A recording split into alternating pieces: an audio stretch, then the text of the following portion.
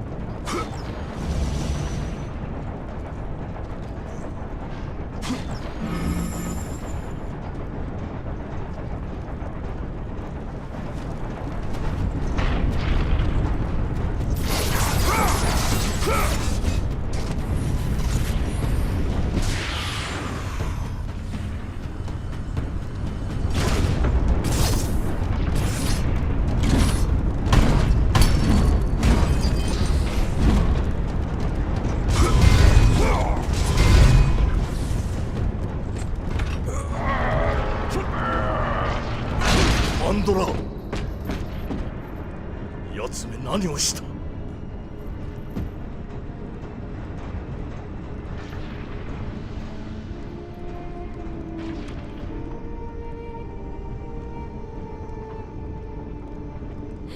彼があなたとまた話してはならないと。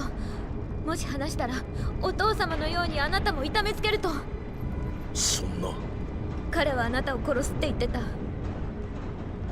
そうはさせん。とにかくここから出よう。来て、私が案内するわ。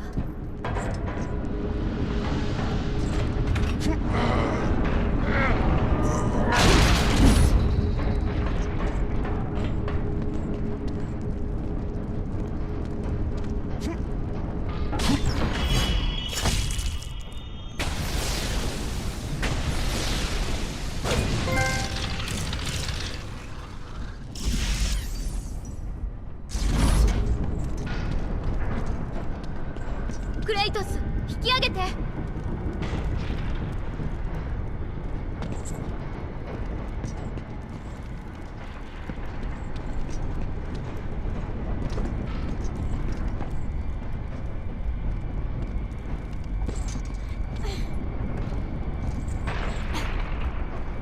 こっちよ、クレイトス。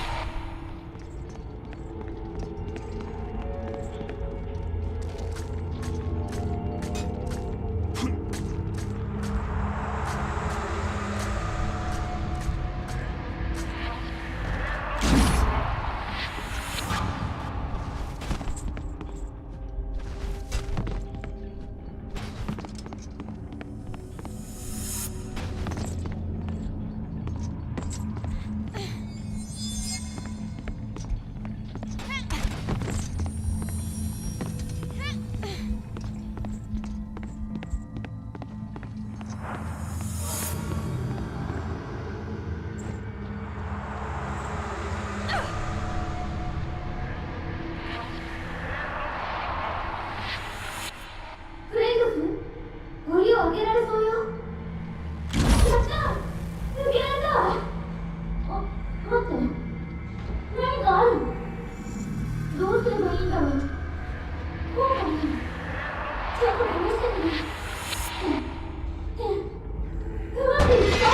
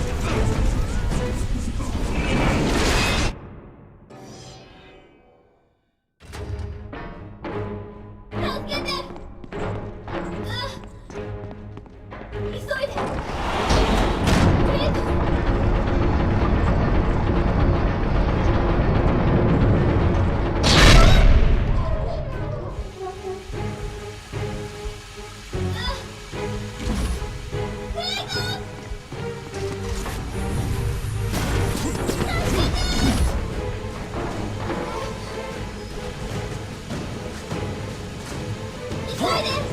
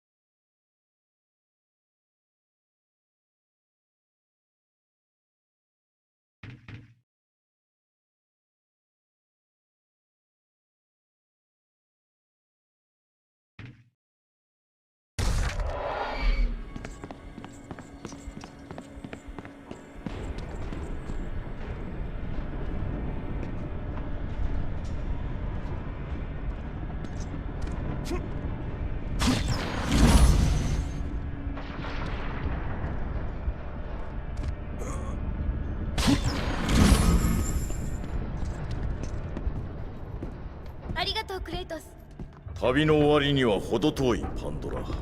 終わる頃には感謝する気にもならぬだろう。私は見た目ほど子供じゃないわ、クレイトス。今までも恐ろしいことを見てきた。何も怖くないもん。先に何が待ってるか知ってるわ。ゼウスはお父様を拷問したの。私のせいであんなひどい目に。助けたかったけど私怖かったの。ヘファエストスは親の義務を果たした。子供を守る義務だ。違う。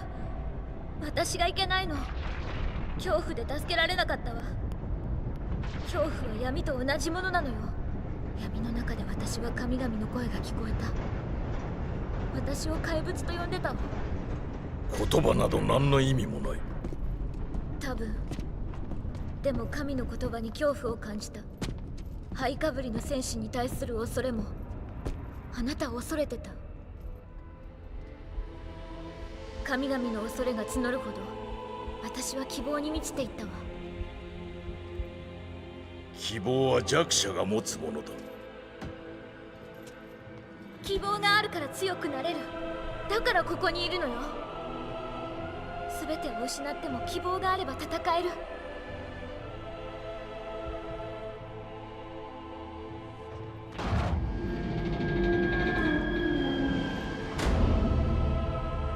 これが希望の結果だ、子供よ。ここでよく学ぶがよい。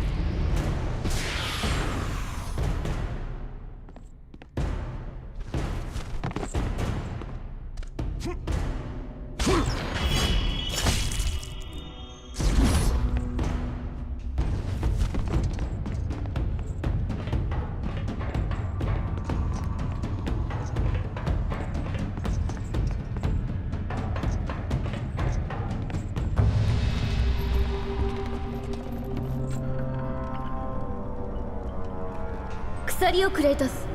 鎖がオリュンポスの力の均衡を保ってるとお父様が言っていた。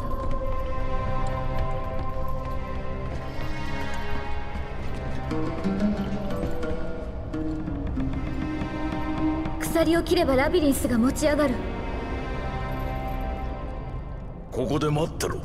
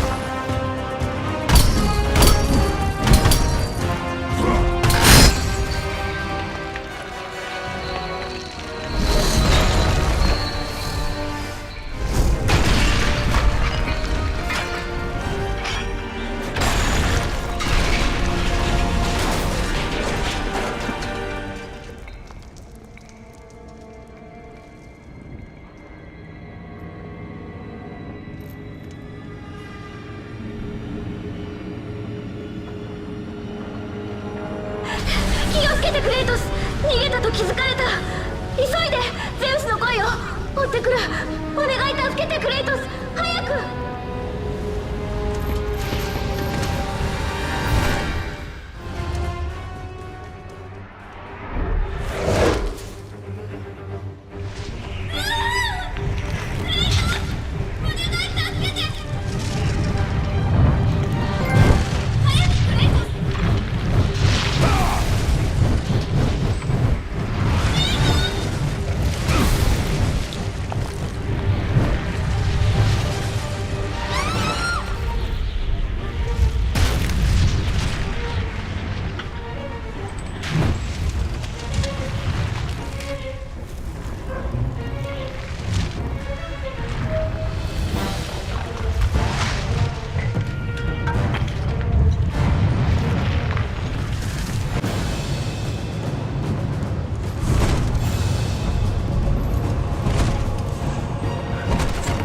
パンドラ！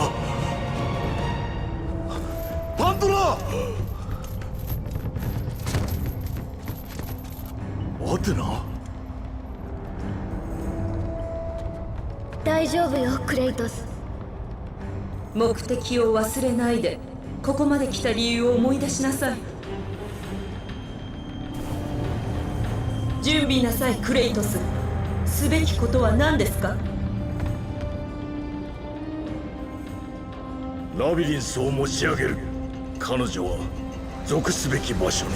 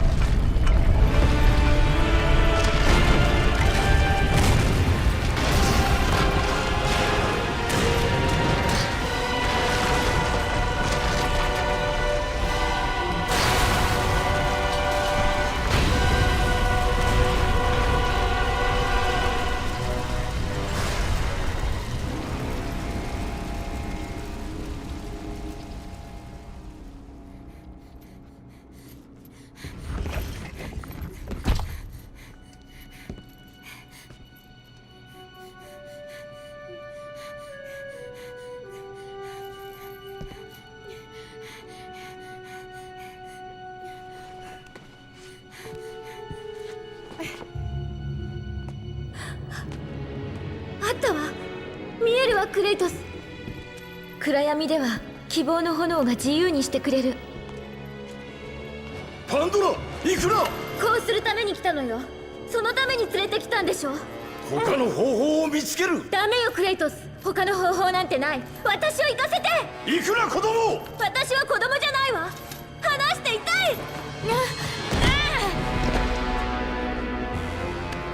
クレイトス、助けて。その子を下ろせゼウス。貴様のその愛着、このこいつへの見ていて不愉快な息子よ。その子を離せゼウス。勘違いするな、これは物だ。ヘファエストスが作ったのだ。己の血と肉で。しかしもう手遅れだな、スパルタ人。貴様がパンドラと虐殺した家族からの許しを求めたおかげでオリンポスはひどく大混乱になった。己がしたことを見渡してみるがよい。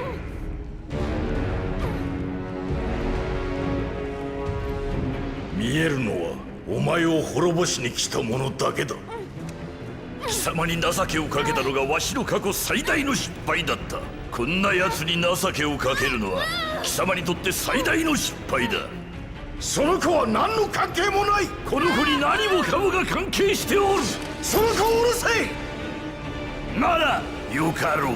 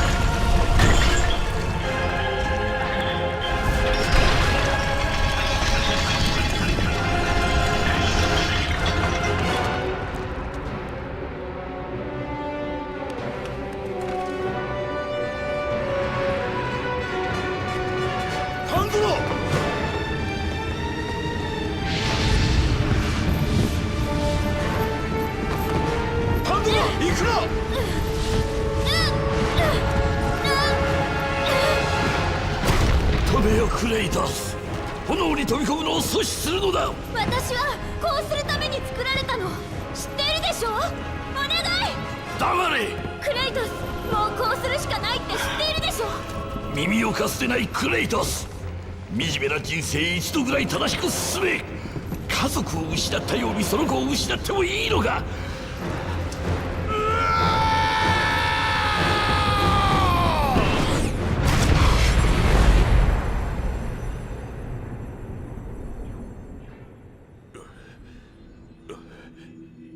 パンドラ、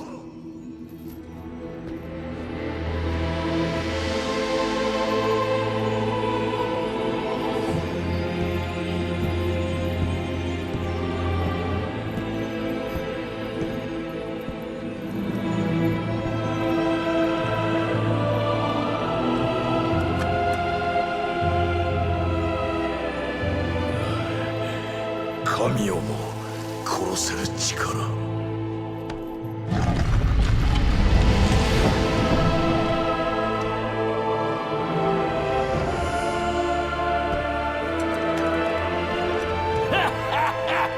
からかあんなにも探してあんなにも苦しんでまたしても失敗で幕引きか。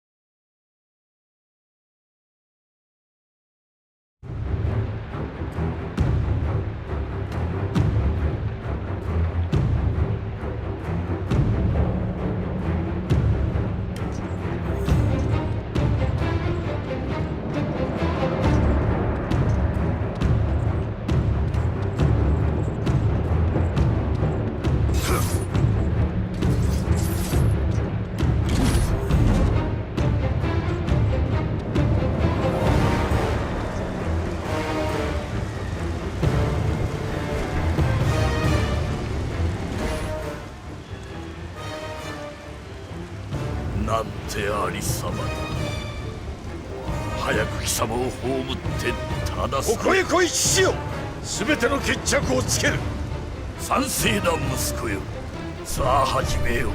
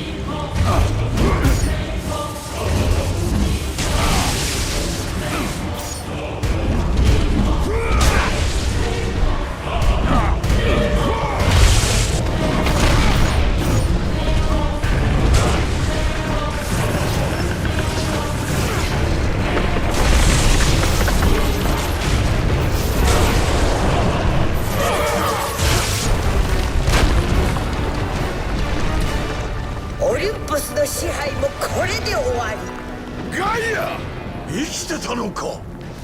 私の世界があなたのせいで血を流している。あなたの死を望んだことはありません。でも他に選択肢がないのです。捨て駒に裏切られたようだなガイア。他のやつを選んだらどうだ。やめろ。父と息子は共に死ぬのだ。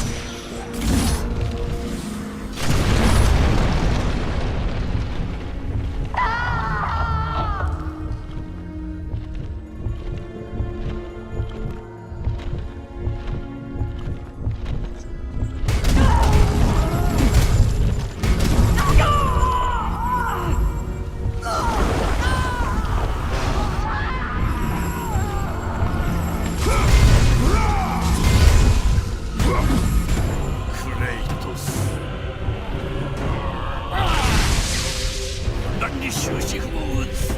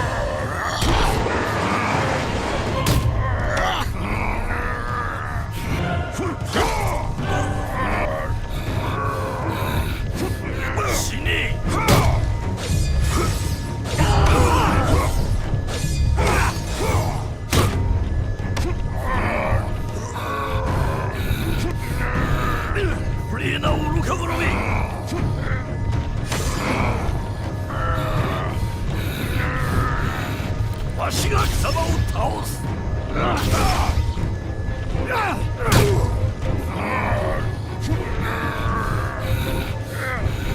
わしが貴様を倒す。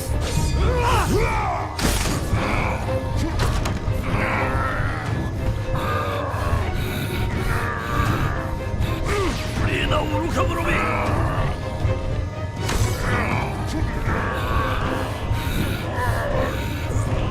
わしが貴様を倒す。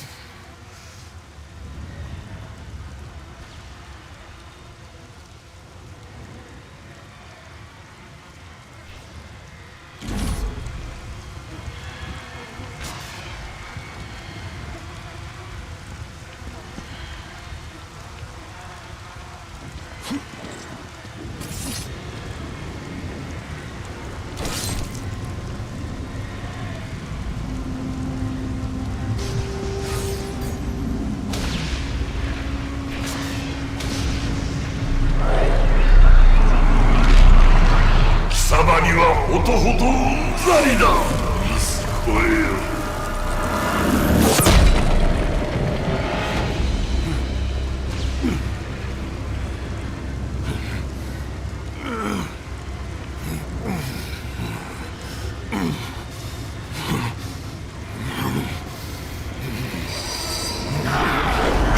私が貴様を作った殺すのもわしだ。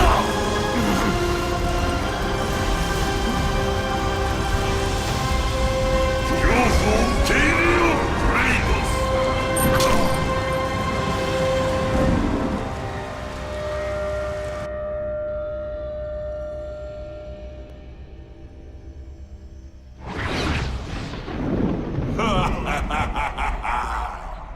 未来に横たわるのは闇だけだぞクレイトス。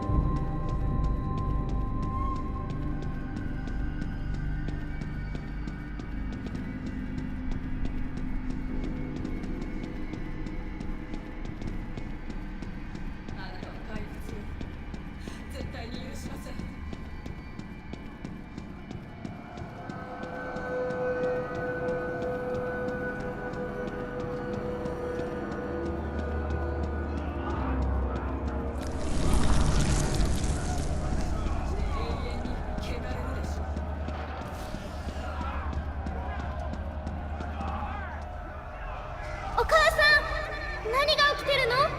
人が、火が。シッ、離れないでカリオペ。お母さん、私怖いよ。あの人たち襲ってくる？お父様が守ってくれます。この村を燃やせ、燃やし尽くせ。お父さん、クレイトお父さん、やめて。うわダメ、お父さん、お願い。私が娘、なぜだ。スパルタにいるはずなのに。アレース。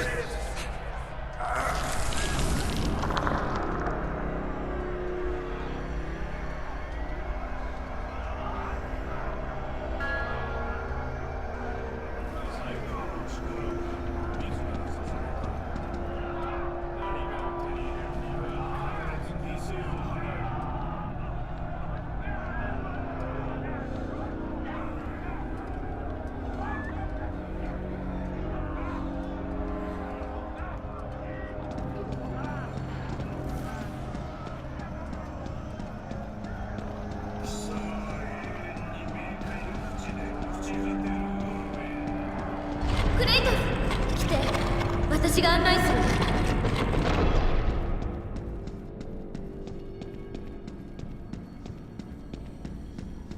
急いで、手伝うわ、クレイトス。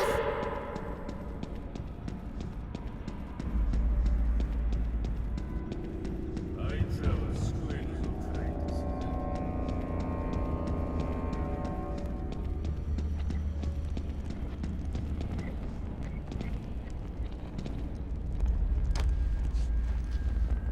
クレイトス、暗闇では希望の炎が自由にしてくれる。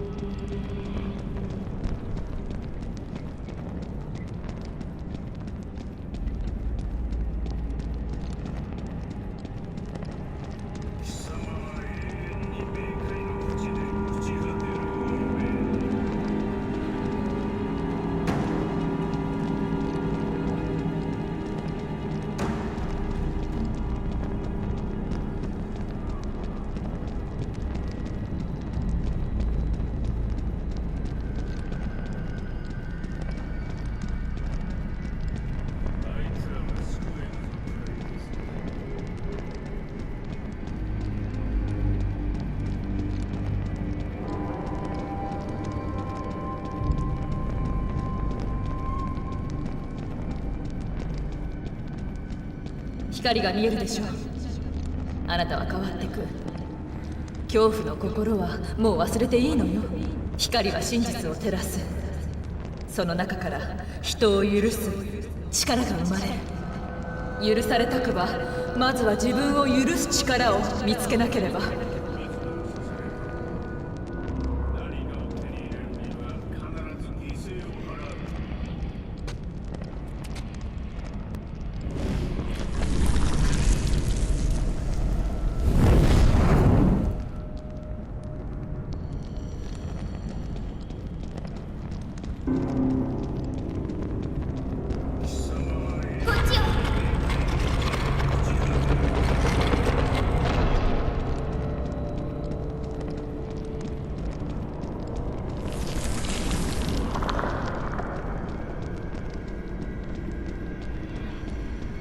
いけません、クレイトス、やめて。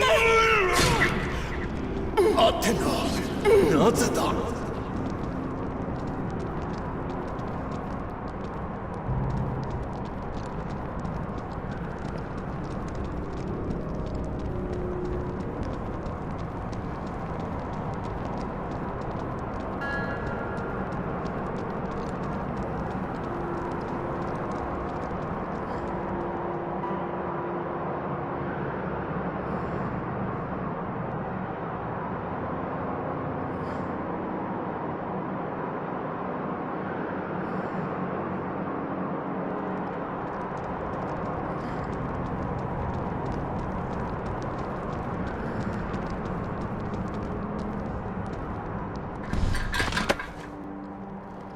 クレイトス、ゼウスは恐怖のあまり父クロノスを殺したのです。大戦の引き金となったのも同様の恐怖でした。その恐怖からゼウスはあなたを殺したのです。実の息子を。ゼウスは恐怖であなたを闇にとどめようとしています。内なる悪と戦い、それらを葬りなさい。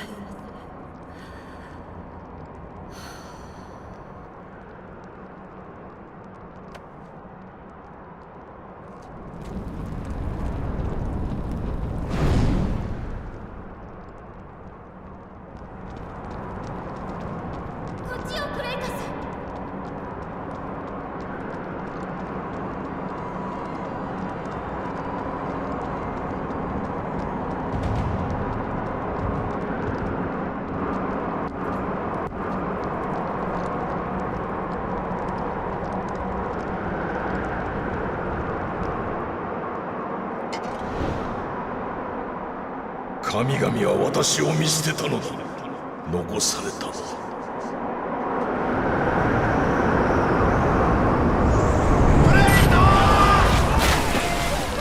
覚えているか、スパルタの戦士よ。あの子を傷つけることは許さん。パンドラとかいうあのアバズレとうまくやるがよ。己の宿命は変えられる人間よ。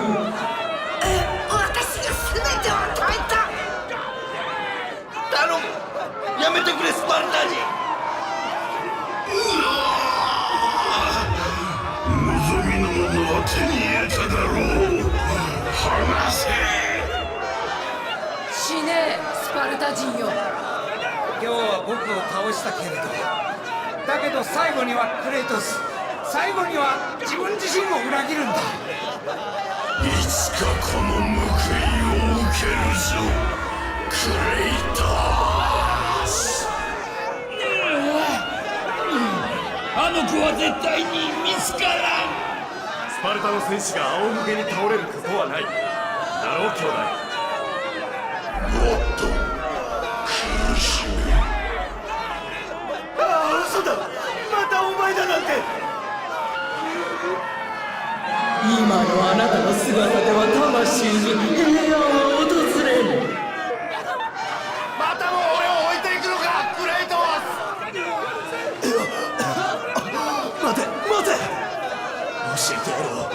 ゼウスを倒すためには聖火の中に身を投じて力を受け取らねばならない。触れるもの全てを傷つけるのか。さあ、憎しみの真の姿に恐れおののくがよい。オリュンポスの全てが崩れ去るのだ。民はあなたを探していました。神にひたすら救いを求めていたのです。でもあなたは来なかった。クレイトス。いつかこの報いを受けるぞ、クレイトス。頼む、やめてくれスパルタ人。クレイト覚えているか、スパルタの戦士よ。あの子を傷つけることは許さん。パンドラとかいうあのアバズレとうまくやるがいい。己の宿命は変えられる人間よ。私が全てを与えた。頼む、やめてくれスパルタ人。望みのものは手に入れただろう。離せ。死ねスパルタ人よ。今日は僕を倒したけれど、だけど最後にはクレイトス、最後には自分自身を裏切るんだ。来て、私が案内する。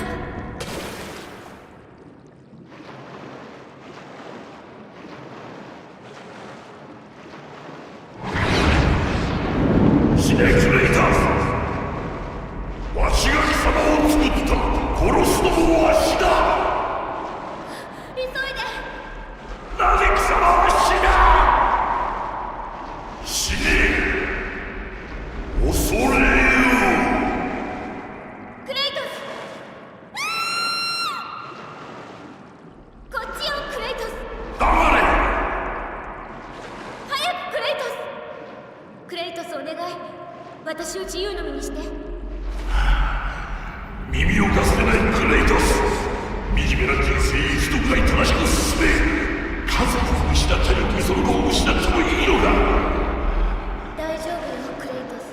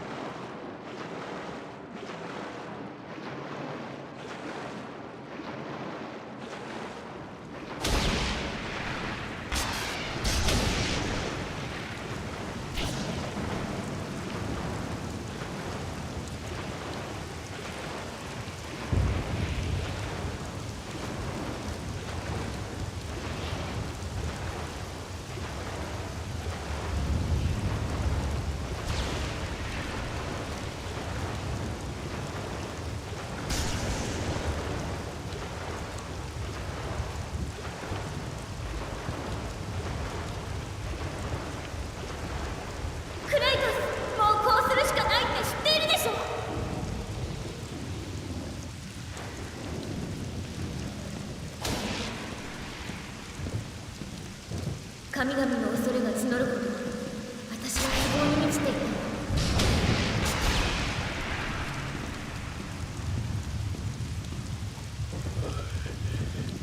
民を殺せる力。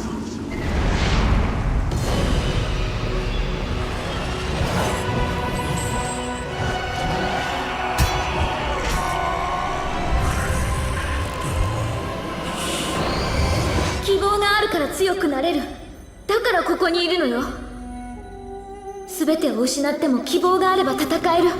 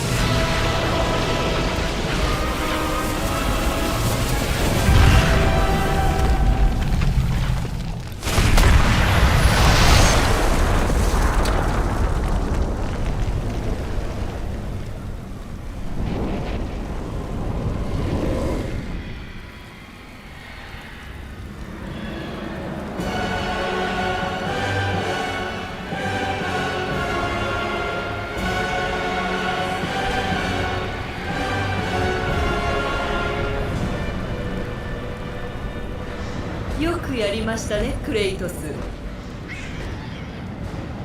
オリュンポスの束縛から解放され混沌とした世界を経て、人類は私のお告げを聞く準備ができたでしょう。周りを見よアテナ。世界は荒れ果ててしまった。お告げなど何になる。どうぞ行きたければ。でも去る前にその箱の中に眠っていた力を渡しなさい。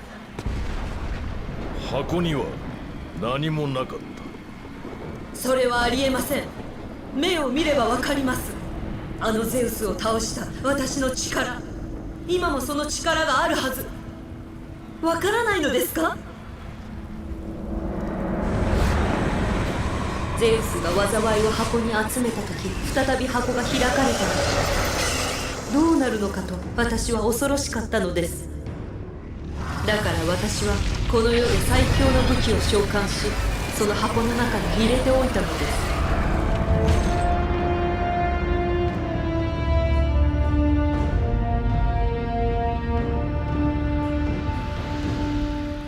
言っただろう、箱は空だった。パンドラの犠牲も無駄になった。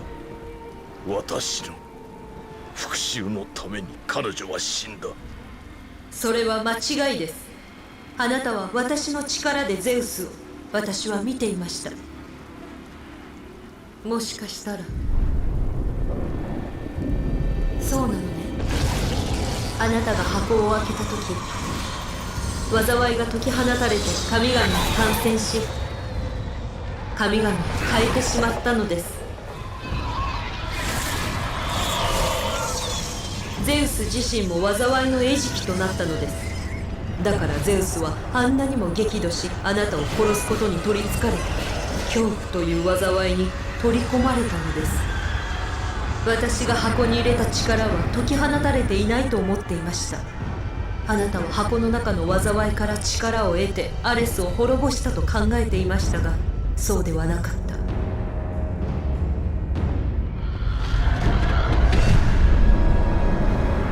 あなたが箱から得た力は私の力。そこからあなたはゼウスでさえも滅ぼせない力を得たのです。恐怖に打ち勝つことのできる大いなる力を。あなたの奥底にあるその力は希望です。隠されていたのです。あなたの罪悪感と許されざる罪に。ゼウスを殺した時、あなたはそれが目覚めることを許した。なぜ許したのです？希望があるから強くなれる。だからここにいるのよ。全てを失っても希望があれば戦える。なぜ許したのです？失ったものしか思い出すことができぬ。だから私にその力をください。私ならその真の意味も使い方も分かります。正しい選択をすることを信じています。断る。私に借りを返すべきでしょう。貴様に借りなど何もない。私があなたを神とし、オリュンポスの怒りからあなたを守ってきた。私がゼウスへの復讐を与えたのです。全てしまいだアテナ。私を切るつもりですか？二度までも。私の復讐が今終わる。なりません。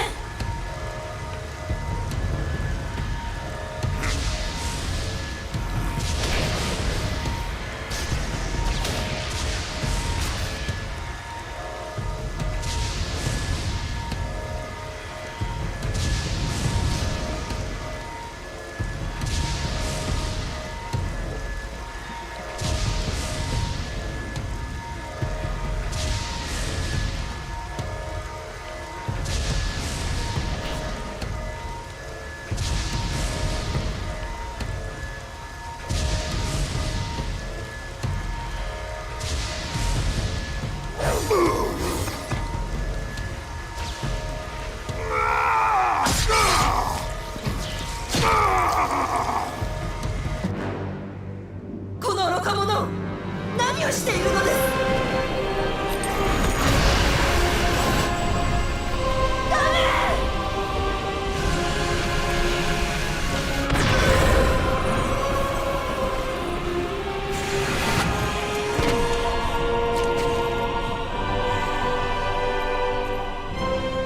あれは私のものです。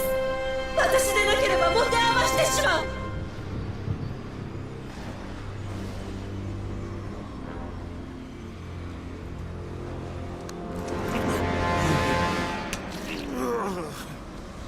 あなたにはがっかりです、クレイトス。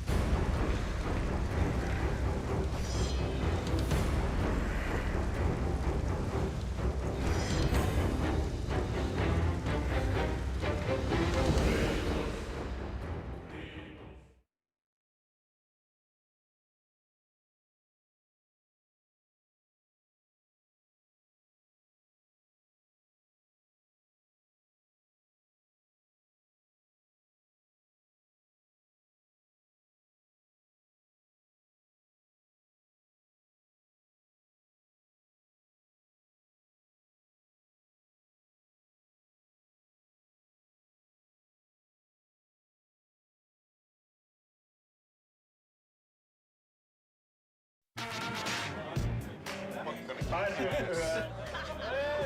of all, welcome to our 4th annual Halloween costume. Lots of beer drinking and brat eating and fun. It's going to be great. I'm very happy with the way God of War 2 came out. Provided we hit our mark, I was pretty confident that our sales would be better than God of War 1, but I was rather skeptical that our reviews would be. God of War 2, I think at the end of the day, probably equaled, if not slightly exceeded the first, which I was not expecting, and it was quite satisfying. I can't believe I'm fucking doing this. I deserve this one then. This is the final chapter.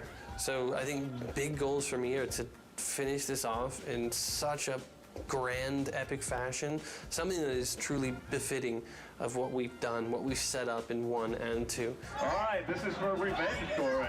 God of War 2 ended up being everything we ever hoped it would be, and probably a bit more. It got reviewed very well. I honestly feel like it was probably about as good a game as is likely to be made on the PS2, and I'm very proud that we managed to do that. Oh, one big family here at SCEA.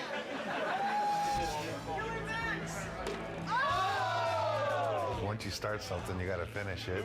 So that's the way I look at things. God of War 3 is going to be the conclusion to the story. My hope is to make the best effects I can on the last one. When I think of God of War, I think of the best action platformer out there right now. I think other games and other companies look at us and go, how are they doing it? How can we make it like them? And that's rad, because I've totally been at the company where we looked at that game and went, man, how do we do that, you know? My main hope is that it escapes the destiny of sequels as well as God of War 2 has escaped the destiny of sequels. I'm going to be satisfied if we tie it all up and we can kind of close the book. We're past the stage of figuring out what we want to do. We're now in the early phases of sorting out the how we're going to do it.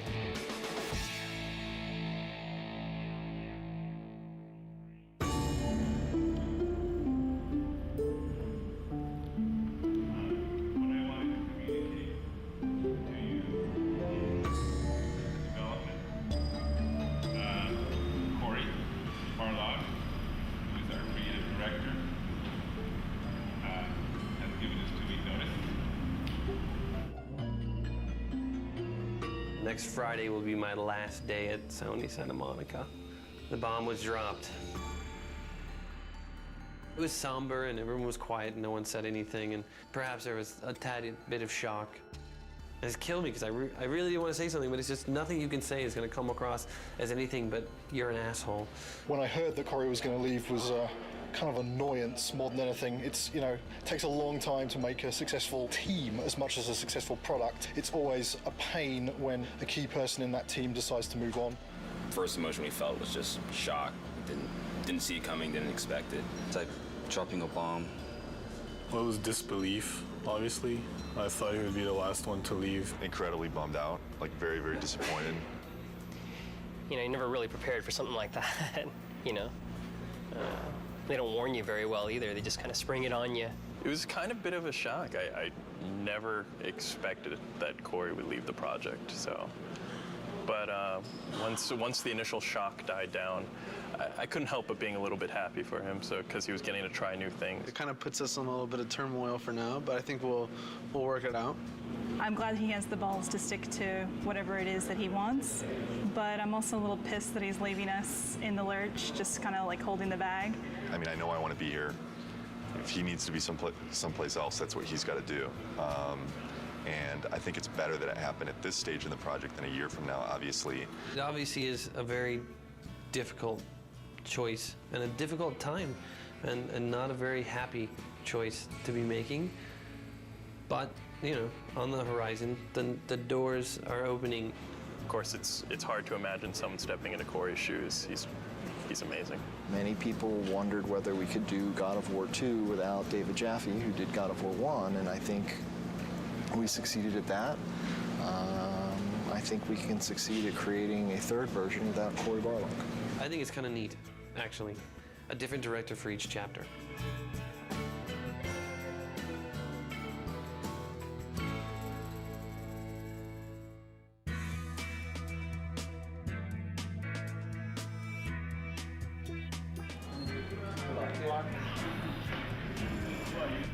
I have chosen Stig Asmussen to take the helm.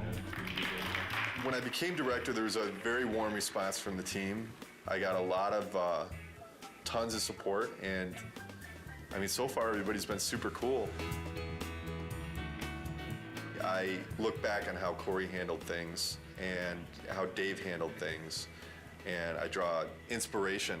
I think the most important thing that I got from both of those guys is the fact that they were themselves. I'm super excited about this.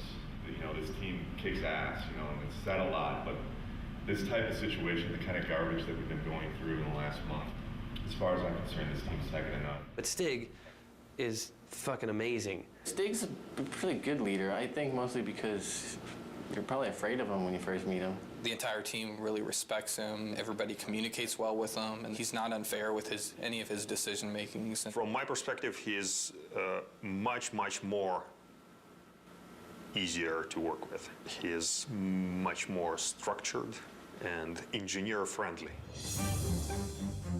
One of my strengths is to try to lead by example. Hopefully that filters through to the rest of the team and they're able to approach their tasks with total excellence. All those leads from the last game, those key people, they're in place.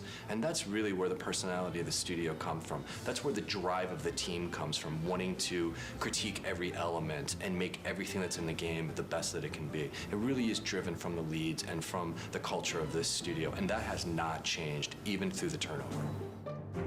So working on the PS3 is very, very challenging. It's a lot of new technology and a lot of new techniques are required to make a game on the PS3, which means that we have to learn some completely new techniques for writing our game code. It's also a completely new graphics processor, so we have to learn about those graphics techniques and work out how we expose them to the artist in order to make the best possible art and give the game the look that the art team is interested in. We have a similar set of problems working with the designers. People's expectations for games on the PS3 are much higher. They want to see, you know, more enemies and more complicated effects and, you know, more ragdoll physics on the characters and, you know, realistic looking reactions when you hit people. So yeah, there's a tremendous amount of challenge working on the PS3. God of War 2, the team was able to throw so many things into the game and get things up and running and finding out, is that fun or not? The hard transition for God of War 3 is getting all that to work again because we have so much new technology that has to be built. You know what I'm saying? Everybody has to relearn their own personal expectations and their limitations and how they're projecting their schedules and their tasks and things like that. Everybody is counting on everybody else to kind of make accurate predictions on what they can do. It's tough right now because everything's new. It's just so much more involved. That's very worrisome. When are we going to get to the point where we can say something's going to take 4 weeks to do and it's really going to take 4 weeks to do? It's understandable that nobody understands that right now.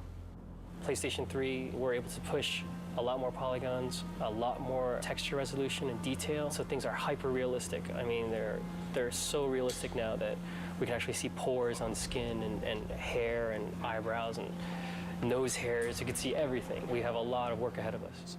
Every character now is like taking 6 weeks, 8 weeks. At least 6 weeks. Yeah, to make one. It's not like before, it's like 5 days we can make one. For me, it's not knowing kind of where the limits are. You can make stuff look so super realistic now, and that takes a lot of time. Whereas before, we really had defined limits. Yeah, it's exponentially more complex. And the other big thing is this is going to be our first PlayStation 3 game, and we're expected to be able to beat games that some studios have released 2, 3, even 4. Gamers are expecting us to have better technology, better art, better visuals, better gameplay. Across the board, they expect it to be better.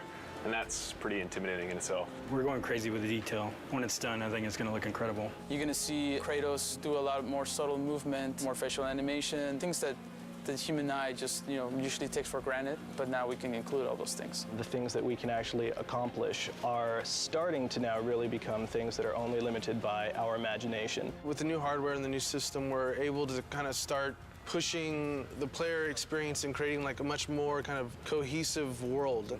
And like, the Titan before used to be in a cinematic and now you're actually like running on the damn thing. So it's like, whoa, we're getting there. Titans, we've never done anything like that. They're pretty crazy. It's insane.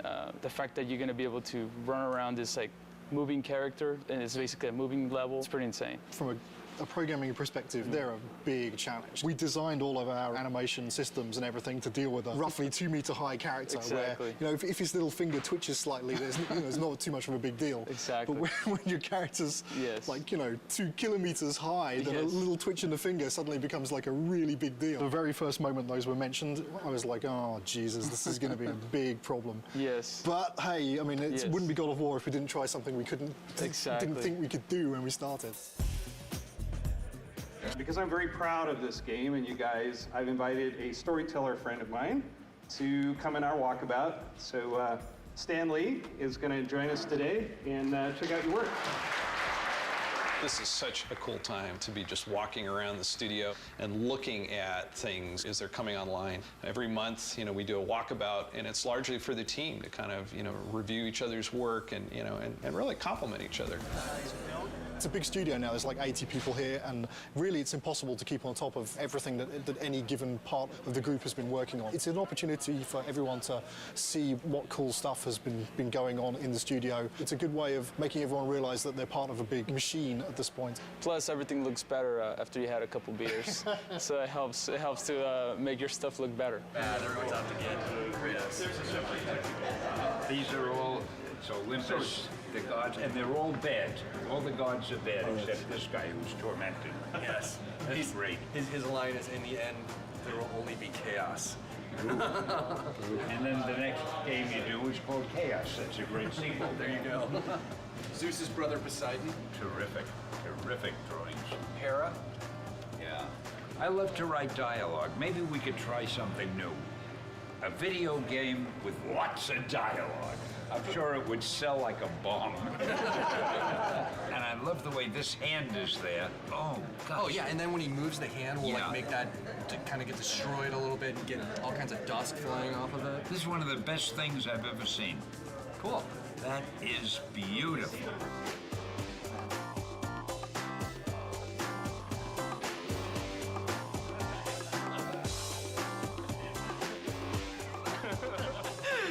Last thing Corey did before he left.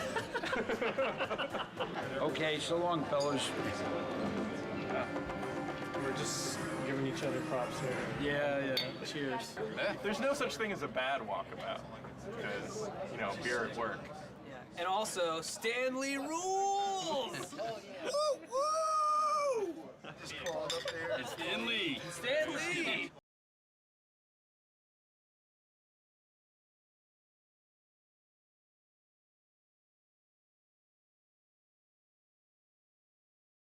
Seem like it's in-game as much as possible. I'm still learning every single day, and I imagine that process won't ever end. And there's so many things that you can learn from every individual on this team. Stig is kind of man of the team, very easygoing, very casual, but he's also extremely intelligent, very thoughtful. I think the thing that's been successful for him is that people just want to help him out. They just want to make a good game. Stig just keeps pushing along. He's got 2 brand new twins at home, and yeah, it just keeps on he's going. got this other baby, this big baby on his back right now, so he's doing great. Since last Halloween, made a lot of progress. We've got the story of the game done. We've got the whole design direction completed. 3 months from now, you know, we're going to be doing our press event. Everyone gets to go home early!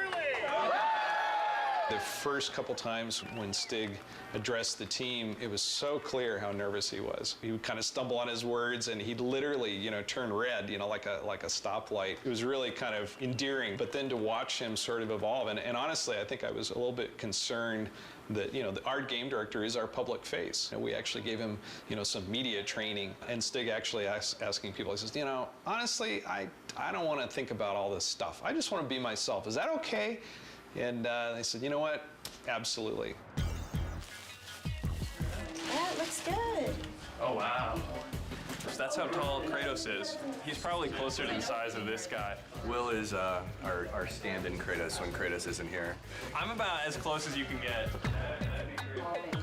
We picked the venue and the location for the spot, and we brought all the media here. We have something like 60 people here from the media. I can't wait for them to see the actual gameplay. These guys are going to be thrilled. Love Kratos. Kratos is hot. Be nice to see if he ends up a god or destroying Olympus. I do love the violence as well. You know, the women are very beautiful in the game as well. I can't wait to see what new characters they've brought to us, what new enemies, and I'm really excited.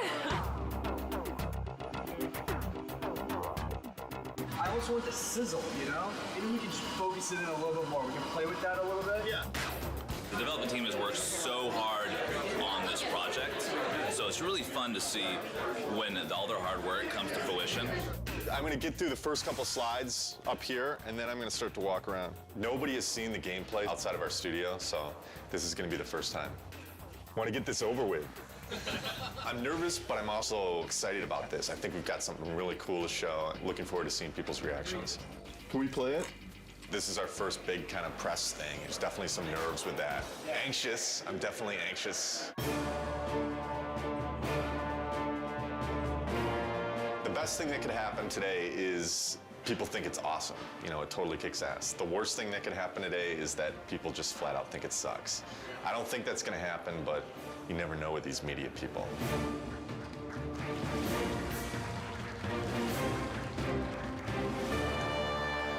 What is the vision for God of War 3? We want to define this generation with this game. We're going to take a close look at him. I'll talk about some of the features that we're using on him. Here he is. We've got blended normal maps on him right now, so you can see the realistic muscle flexing. I would imagine that we've got one of the most advanced systems for that in the industry right now. The battle's in full swing. The god Helios is in battle with a massive Titan. And Kratos is going to launch into battle and start doing some damage on the grunts here. Now, Todd can easily just grab one of the grunts by pressing circle, and if he continues pressing circle, he can beat the crap out of him. But if he presses triangle, then he can rip them apart. If he presses X, then he can throw them. And one more move, square, uses it as a battering ram, and then he can take it, mash circle, smash his head against the wall. And all these moves are interchangeable. Meet our latest AI, the Chimera. Part snake, part goat, part lion. Todd has just unleashed the cestus on him, and you can see it's a brawling weapon. Now, the way the Chimera works is it's a 3-stage enemy. First, you fight the snake stage, and then it changes its stance, and you fight the lion stage. We're really having fun with gore on this game. Entering the Cyclops. Every action that the Cyclops makes is a direct reaction from the pain that Kratos is inflicting on him.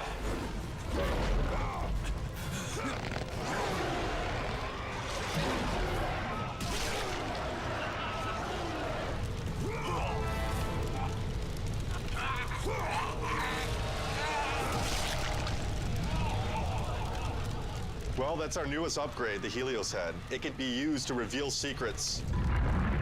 Todd has now found the door of Eos. Another thing the Helios head can be used as is a lantern in darkened areas.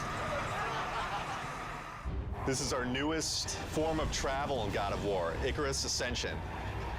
Todd now has full flight controls over Kratos and basically dodging gameplay.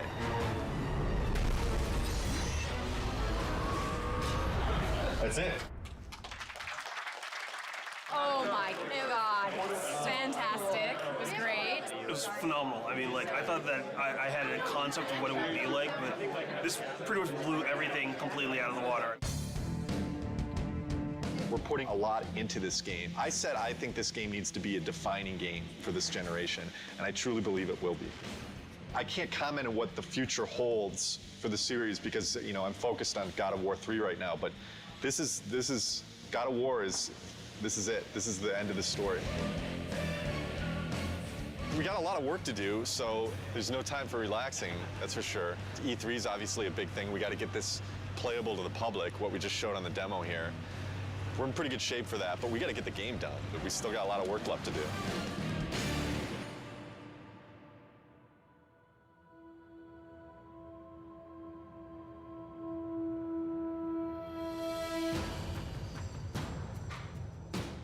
Right now for E3, pretty nervous about it.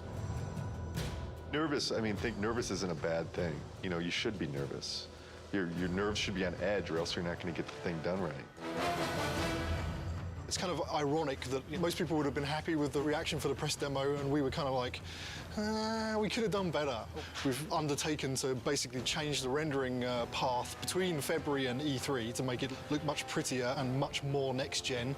We have this amazing capacity to never know when to stop. Hopefully it'll all come together. I think it will. It's looking very nice. We definitely know how to pressure ourselves. This team sets the bar really high. We could settle for a lot less and probably be a lot closer to being done, but with this group, they're never satisfied. Yeah, we never do things the easy way. Personally, I'm worried, but then I think it's good that I'm worried because that forces me to actually get this shit done. Good. There's definitely pressure, self-created pressure, and then pressure from other departments just to get everything done. We're all just trying to do our best. I think the most pressure we get is from ourselves. Every team is always looking at the other team's work and commenting and critiquing. So we're really pushing each other the most, I think. It's a lot of back and forth.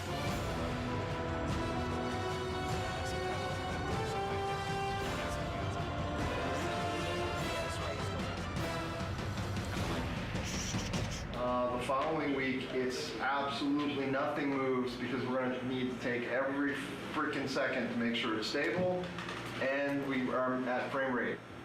So, stay with that. You want to just... The dead soldiers on the ground aren't in the poses? Nope, and they don't have blood streaks and stuff in here. Tyler's doing blood streaks. All right, so we need a book over here then. The inactive mode would look like kind of like it does right now when the book's shut. The active mode, the book would open up and would have like a glow around it. We have to open and close the book. Yeah, there's a book for it. Wish I would have known that when we built it, because we didn't build it to open and close. Wait, you need the book to open and close? Yeah. There's no limit to good ideas, but there is a limit to how many of those good ideas that you can actually implement. And even if you make decisions and you make progress on things, it doesn't mean that you can get all those things done. We need to be able to tell people this thing is active now. Can we remove it for E3? Are you serious? No, I'm not. I mean, there's a lot of other shit here to get done besides getting a book to have in an active states. Let's say we don't do the open and close for E3. It would just have a glow effect and a light that comes with it, and that's it. Do we just put a sparkle on it then? Absolutely have any compromise for the schedule right now.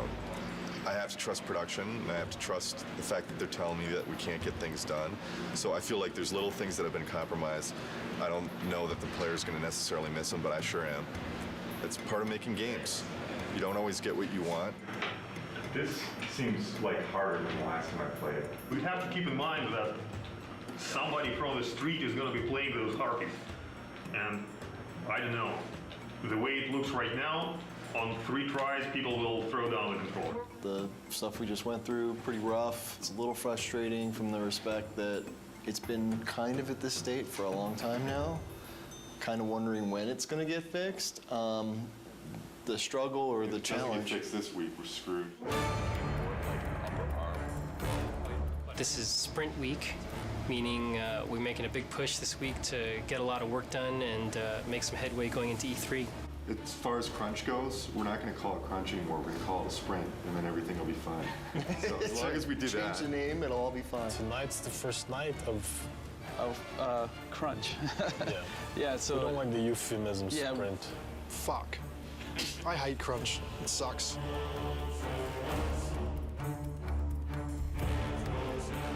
Right now, I'm creating a new build, and hopefully that will enable the rest of the studio to then continue working on the awesome content that they're creating for E3. They're definitely waiting on me. Definitely. As far as my end, I feel I'm okay, but then at the same time, I kind of feel like I'm waiting on technology a little bit to kind of come online. We just have a ton of bugs to fix. We're getting new technology right now, and the lighting's kind of broken, fog's kind of broken, so we're just trying to kind of survive, fix all our bugs, and get all of our tech in place so we can get this thing done. You're sprinting now. Yeah. Tonight's the first time the team has worked together as one, and there's a certain kind of level of excitement that goes into it and dread because we're still working, but it's a fun group to be with, and we're trying to get stuff done. You know, we can only do so much, right? And we'll just try to do as much as possible, as quickly as possible, and that's it. Hopefully we end up with something pretty cool, though. This is the biggest E3 we'll ever have. Everybody wants to still see if Santa Monica still has it.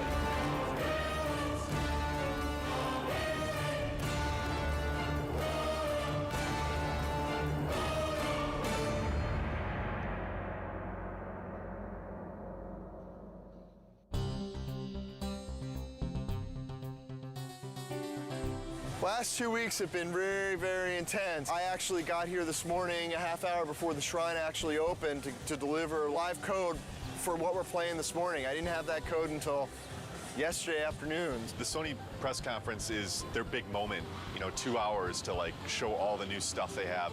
And it's going to be broadcast on live TV and web. And we're going to end the show with God of War 3.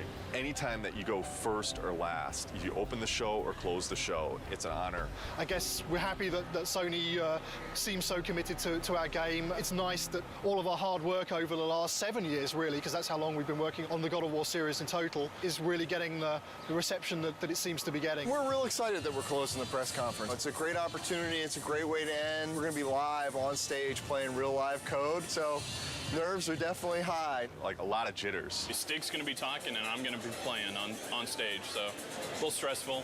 Got to take the edge off a little bit. Headlining scares the shit out of me. I've never done something this big, standing in front of 2,000 people or however many it is. This is one of the most eagerly anticipated games of this generation. I'd like to invite Stig Asmussen to the stage to show you the first few minutes of the jaw-dropping God of War 3.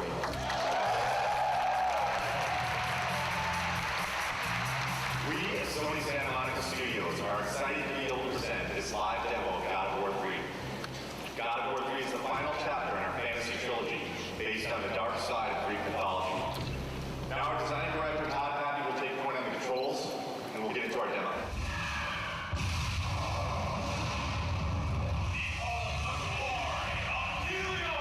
I'm really anxious. I'm really excited. This is a really important moment for the team. It's important for the game. I hope that we make the impression that we always strive for.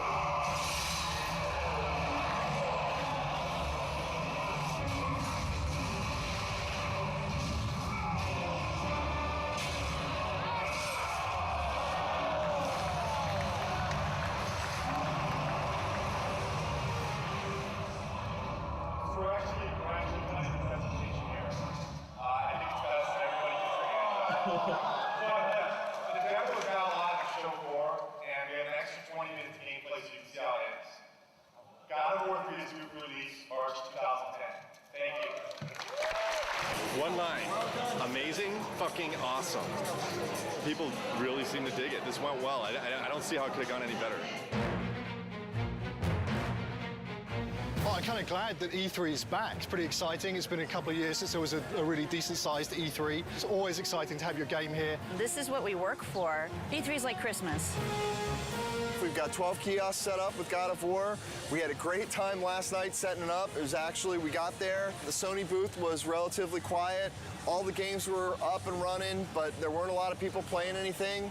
We started loading in the God of War, and people started lining up behind me to play it. I had somebody tell me today, one of the producers of another product told me when we got in there and loaded our code, all work stopped at the Sony booth so they could come play our product. Hugely flattering, big kudos to the team. got chills just having that whole experience. It was awesome. It was excellent. It was, you know, disgusting and exciting all at the same time. I waited an hour to play in that game. When you finally get to decapitate Halo's head, that was like amazing. Didn't expect to see that. It's pretty brutal. I mean, way more brutal than like the first two. Every new game, they bump it up a little bit, so it's definitely good stuff. I waited in line 2 hours to play.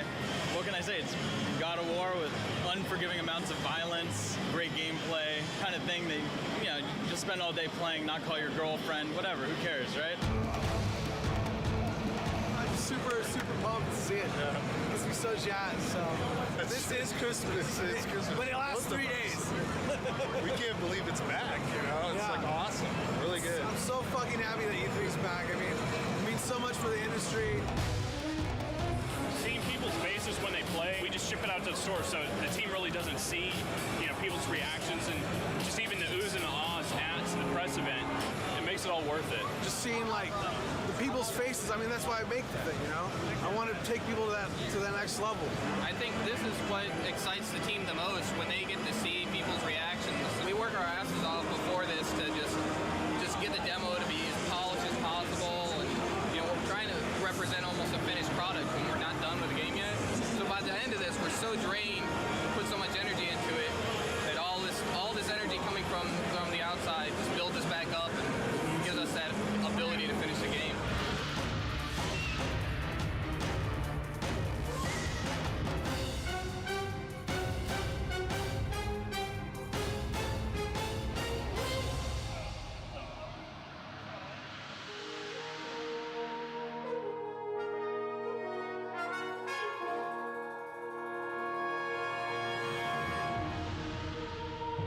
E3's was a huge milestone for us. A lot of publicity, a lot of great feedback and great exposure. E3 was awesome. I have to say it went very well. Seeing all the fans and watching everybody play totally put us in a different mindset coming back from that. You really get locked up and don't really see people's reactions working on something for so long, and going and seeing people line up for your game, that's more than you could ever want, you know? It just kind of invigorates the whole team into coming back and working on something and wanting to put your heart into it and making it even better. I think we did a good job with it at E3.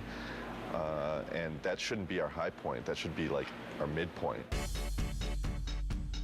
Alpha is when the whole game from start to finish needs to be in one bag. It can have placeholder assets, but you can fly basically through the whole game or walk through the whole game, and everything's represented in approximately the way that it will ship with. Yeah, so ideally by Alpha we shouldn't go, oh hey, we need that extra bad guy, or hey, we're gonna add a new boss. Which we've done on other games, so. But ideally on God of War 3, you know, Alpha will be, okay, all of our pieces are in. And then after Alpha becomes Beta, and Beta is basically art lock. I want to make sure that when I'm playing the game, I've got a smile on my face. You know, I've played God of War for the last 6 or 7 years of my life now. As long as I'm got a smile on my face, I think there's a good chance that that's going to translate over to the fans. If you kind of take a look at this here, you can see this character that's the size of the Sears Tower, roughly. It's about 1,500 feet tall. It's a different kind of boss battle. Kronos is more than Gaia, is more fully alive, and you're more fighting on a character that's moving around. So this has been very tedious and challenging and time-consuming to put this together, but I think at the end it'll definitely be worth it, and people will feel like they're playing something they never played before. Kronos will actually thrust his hands forward and he was scraped and leave his fingers there, so that you can actually attack his fingernails. We'll have a breakable in the fingernail, and then the fingernail will bring up like a circle prompt. You'll grab onto that and in the CS move, and then basically do a struggle and then rip it out, and you know, it'll be kind of a gory, cool, memorable moment. We actually want to make this awesome. We want to make this gameplay super exciting. It's going to be everything people expect from what the Titan fight should be. What are the big tech issues, Chris, that you need support on? The only big tech issue we need support on at the moment is the issue with the collision. The more static you can get him, the more precision you will get in your CS move. The problem is that since it's a skin collision, the skin itself is not just a non-deformable object that you can rely on to not have change from one trim to the other. That's the biggest issue we can have. what we're doing hasn't really ever been done before. And so a lot of what we're running into are issues with trying to make it as exciting as possible, but working within the technical constraints that we have and in the time frame that we have. I would say that the rewrite of Skinned Collision is turning into a very unrealistic proposition to get it finished before alpha. Time is the biggest fun killer usually, is as far as developing. It's where you come up with the most exciting scenarios, but do we have the time to put it together? Fabrice and I will need to take a look at what is going on and what's fixable and what is not and what we will have to design around. With Chronos, the whole is greater than the sum of its parts, and when you see it all together in the finished product with all the polish, I think it's going to be one of the most memorable experiences in gaming history. That's how I feel about it. I know it's going to be like that. The murderer of Gaia enters my tomb, Chronos! I know it was you who killed her, Spartan. Who else could?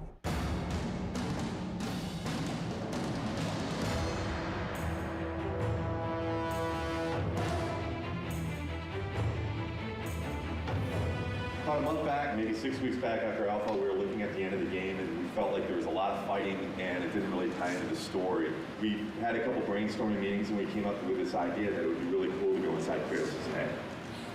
Because that's where the struggle is really taking place. The story's really never done until the game ships. And we're always tweaking it and modifying it. But I really like working on the story. Kratos is going to have this emotional struggle inside of his head. And, you know, really the object of this game is he has to realize that he has hope inside of him, the power of hope. And that's what he originally got when he opened up Pandora's box. He didn't get the evil things, he got the good things. And I think it's going to be a really, really fitting end to the trilogy. Keep in mind, you know, we're very close to beta here, and this is the big stretch. And we really, really, really got to be zipping things up. Let's do it. That's all I got. That's all I got.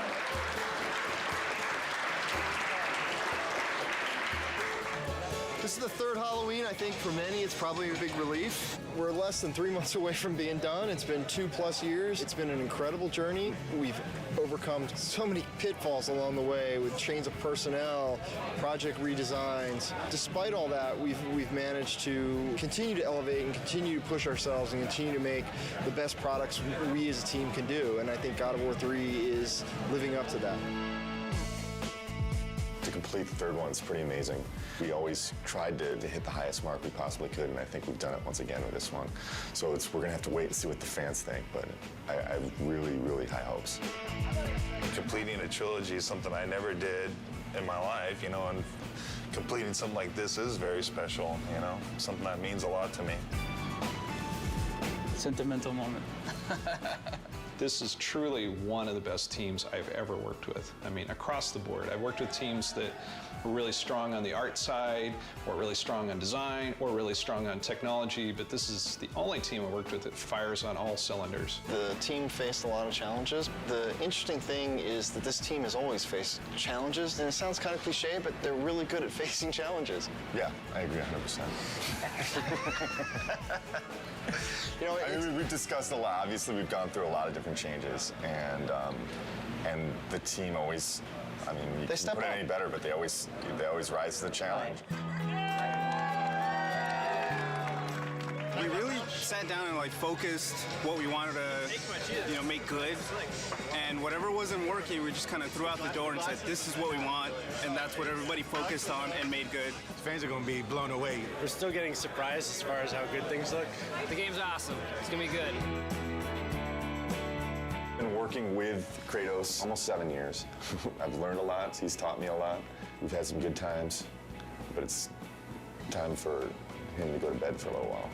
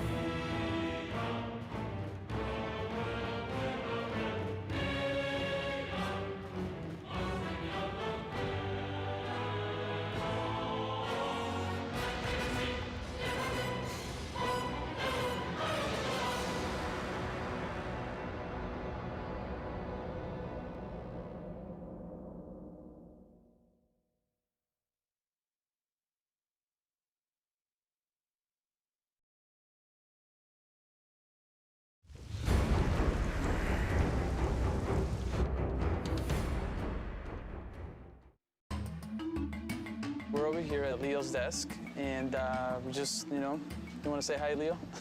Hi, everybody. Tell us about the pink ball. Is that something that you decided to put in, that pink spiky ball, or was just... Well, yeah, I just decided to kind of create pink yo-yo. One cool thing about this character also is that he's actually kind of like a throwback character. We're bringing him back from God of War 1. He actually wasn't in God of War 2, because we definitely want to keep reminding the player that this is a trilogy. It's like, they're not supposed to be seen as separate games. So what about animating Kratos? Like, what are some of the things that are kind of challenging? He has a specific poses that describing him. He has a kind of like a language of poses. You have to use those poses to invent some new animation. So. We're fortunate to have Leo here because he's joining us for God of War 3. He actually is one of the newest members of the team, so he's doing a great job.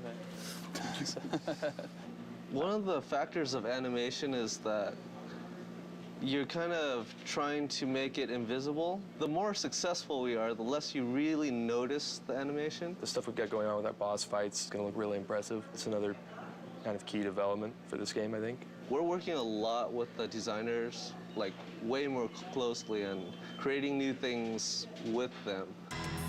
There's a certain type of feeling that in animation we have to achieve.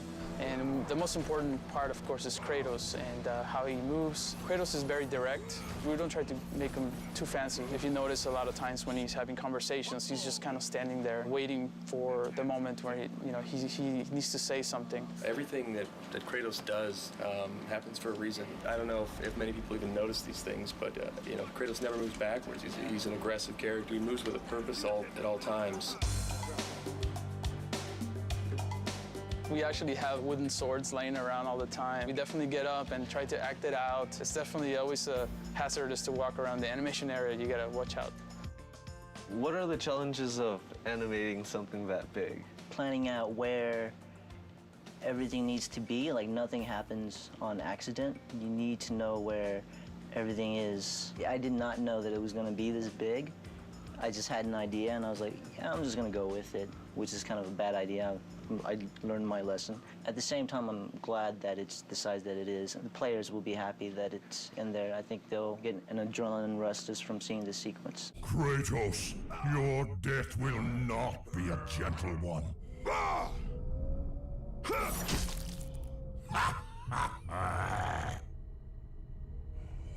Ah! My eyes!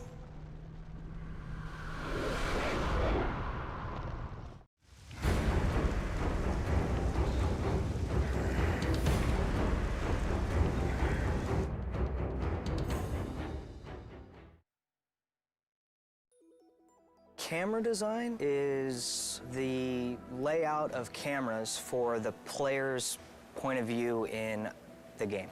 So, and what we do is we basically control that player's point of view throughout the experience. Cameras start with the design sheet being delivered to us by the level designer. That's the most basic form. We put in all the cameras for the design sheet. Once the cameras are in and it's been play tested and it proves that this is a good concept and we go forward with it, it gets sent off to the art department. That's where they'll take it and they'll spend, months sometimes making these areas look really epic, and then they'll get finished with it and then they'll hand it back to us. And a lot of times it's a little bit different, so we'll have to adjust some cameras. Once the art comes back in and someone's spent a year building that level, they can be very touchy if they spent a year styling in this formation and my camera just goes right past it. We try to do our best to show off everyone's hard work. And a lot of times there's a lot of cool things that you want to see in there that you can't see, so we'll go back and try to include those pieces in the shot that you get when you're playing the game. And from there, we play test it. This time externally, we get some people from the outside come in, take a look at what we're doing, making sure that that's great. After we get their feedback, implement their feedback, we're ready to go to the next area. Anything we can do to make the cameras feel cinematic. And they serve as a guide for the player, too, to lead them in the direction that they need to go as well. Yeah, whether they know it or not. Yeah. It's sort of like people who play the God of War franchise, after a while, they get a feel that if the camera's looking this way, that's important. In the very end, it always comes back down to what would the player want to see. Most games in the action genre, the player gets most of the control over the camera. Player has no control over the camera in the God of War series. Fans have been clamoring, and I hear you. We need to look around. We want to look around. It should be understood that there's really no way we could make the levels look this good if the player could look anywhere they wanted. What we're trying to do, though, at this time around, is give you key points where you're in the adventure and you can control the camera. So maybe you're in a crazy puzzle room and you need to be able to kind of look around. So in some of these areas, we can give the player control, but in a limited fashion. I hope the fans will appreciate that we're trying to implement their feedback. What new feature do you like the best from the camera system? The rail-driven cameras. I think that's been my favorite new feature as far as the technology that we have with the camera. What's a rail-driven camera for someone who wouldn't know? A camera that's animated along a course that we have even more control over what the camera is showing. The rail is essentially what we kind of live and die by. Let's say this is your camera rail, this line here, and let's say this is the thing that's driving the camera. And imagine this is a section of a hallway or something like that that Kratos is moving along. We can take this camera here and we can key it. So we key to two different positions. So Kratos is here, the camera is here. When he starts to move along, as Kratos moves along, it will drive the animation of the camera to animate to that position. So as you're cruising along, you'll kind of see it, this kind of view where it's low and looking up at him, and then as he moves along, it will kind of track him and follow him. That's like one of our cool new things that we have that we think we can add a lot of kind of cinematic views to the game.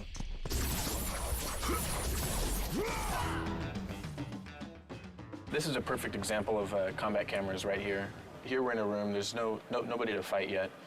And you can see we're taking a lower angle here. And as we come here, we'll trigger the spawning of a bunch of guys, and you can see the camera is gonna lift up so we can show more of the action. And the framing, we're gonna fit Kratos more towards the middle so you can see what's happening in front of him and see what's happening behind him. Try to give you the best view as possible for all the different combat actions that you're gonna be taking. So this is an untextured view of the Olympus base. This is what the artist put together first before he assigned any lighting or textures to it. Well, you can see these green boxes.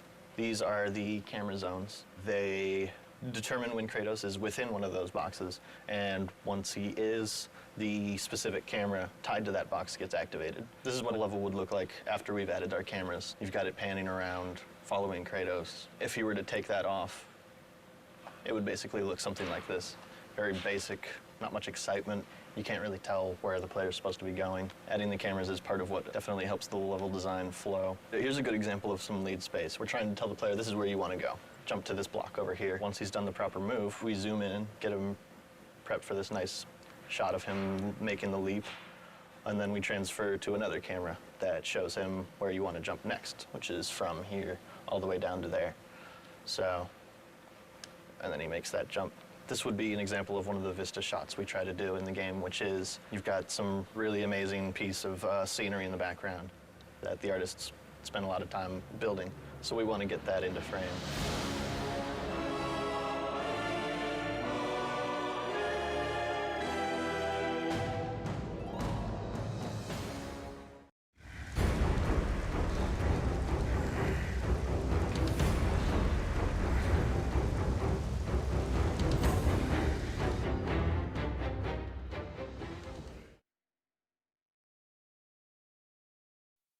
Character modeling is taking the art from visual development and turning it into a 3D model, painting it, giving it life, and then handing it off to our character riggers who send it off to animation. So we actually create the object itself. It's in general just become, I guess you'd say, more sophisticated, but it's more of a traditional media now. It's kind of, if you know how to sculpt traditionally, then you're going to transfer right in. Traditional skills are playing a more important role, which is great. Do you feel that you've channeling the great masters of art history to help you achieve a new level? Raphael, you know, they speak to me. Really. One of the big things that I was looking forward to doing is nasty stuff like this, because Before this, I'd been doing more technical stuff, more like realistic humans. Doing realism is fun to a certain extent. It's more fun to do something that's slightly realistic. There's more artistic license as far as where you can go with it. With realism, there is no artistic license. Creature design is kind of the most exciting thing. Like Peter was saying, artistic freedom, and just you can do kind of whatever you want and you push things. I mean, that's what the great masters did, so it's just exciting to work on that kind of thing.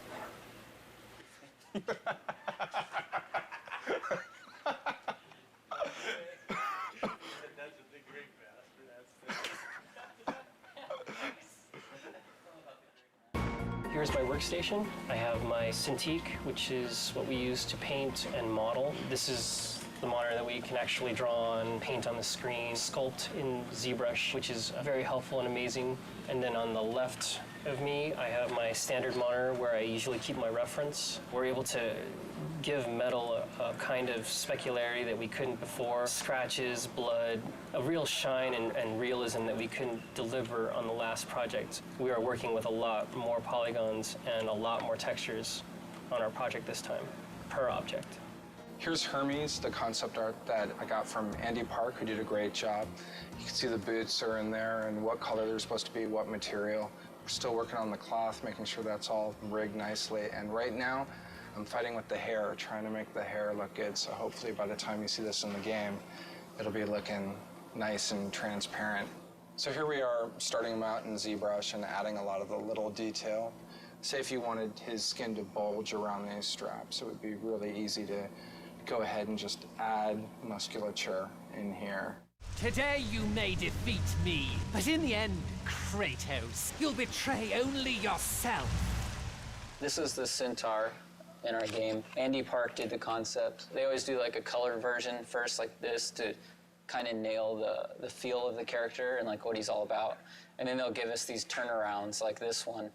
We have, you know, the horses have these like chest muscles that kind of flow up into the horse neck, you know, this way. And we have abdomen muscles and these obliques that kind of flow in.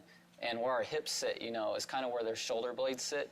So typically most people draw centaurs. You know, this isn't, I'm not the first one to make one of these things. So, you know, this has been thought about before. But typically, you know, our hips, like where the hips would sit on a human, they put where the shoulder blades would be. It feels kind of like it would work, you know.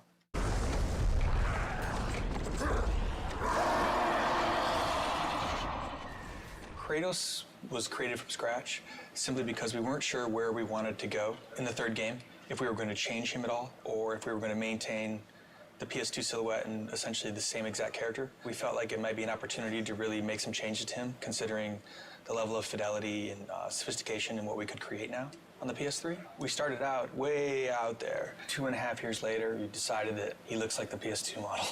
So we're back to where we started, but it's really coming together, and it's right for the game.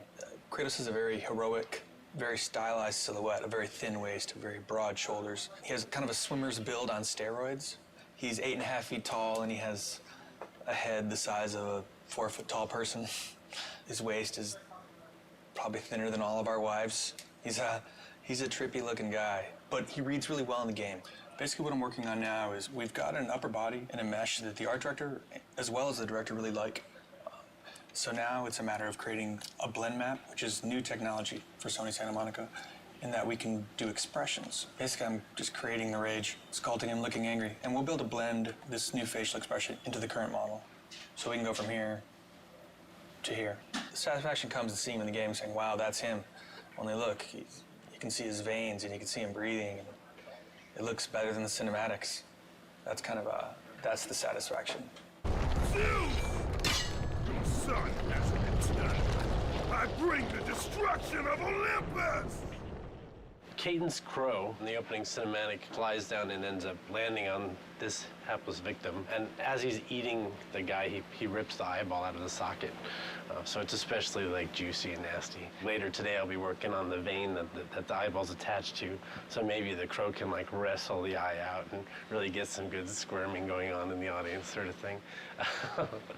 The way it works is that you lay down your base color. For example, with this guy, you get like a good skin tone going. And then from there, you add additional details. Like with this guy, his main details are the cuts that he has and then the dirt that's added. There's some sort of distortion going on here, and that's because it's actually being wrapped in 3D. So you can sort of feel where the chin line is just because of how these are bending.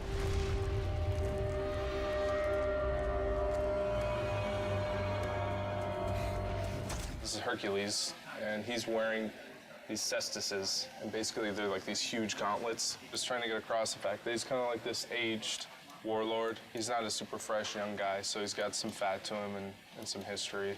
He's basically Kratos' brother, so a lot of the visual elements that he has, I think, parallel what Kratos wears. The really fun stuff was sculpting his flesh and his muscles and whatnot. Like, this is a final concept image, but we take it a step further and put a level of polish on it that isn't there, because once it's here, this is a beautiful painting, but once it goes in the game, it needs to be perfect at every angle. Every angle you look at it has to be a great piece of work. So it's you have to go in and you take this and you take everything a step further, and there can't be any mistakes. Call it my 13th and final labor. Soon I will become the god of war and claim the throne for myself.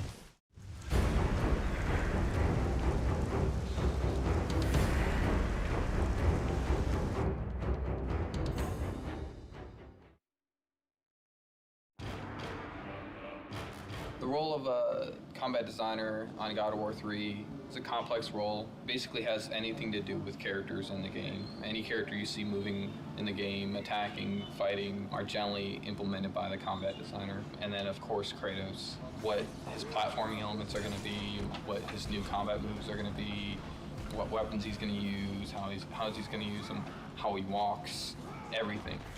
I'm here with Jason McDonald, who's a senior combat designer on God of War 3.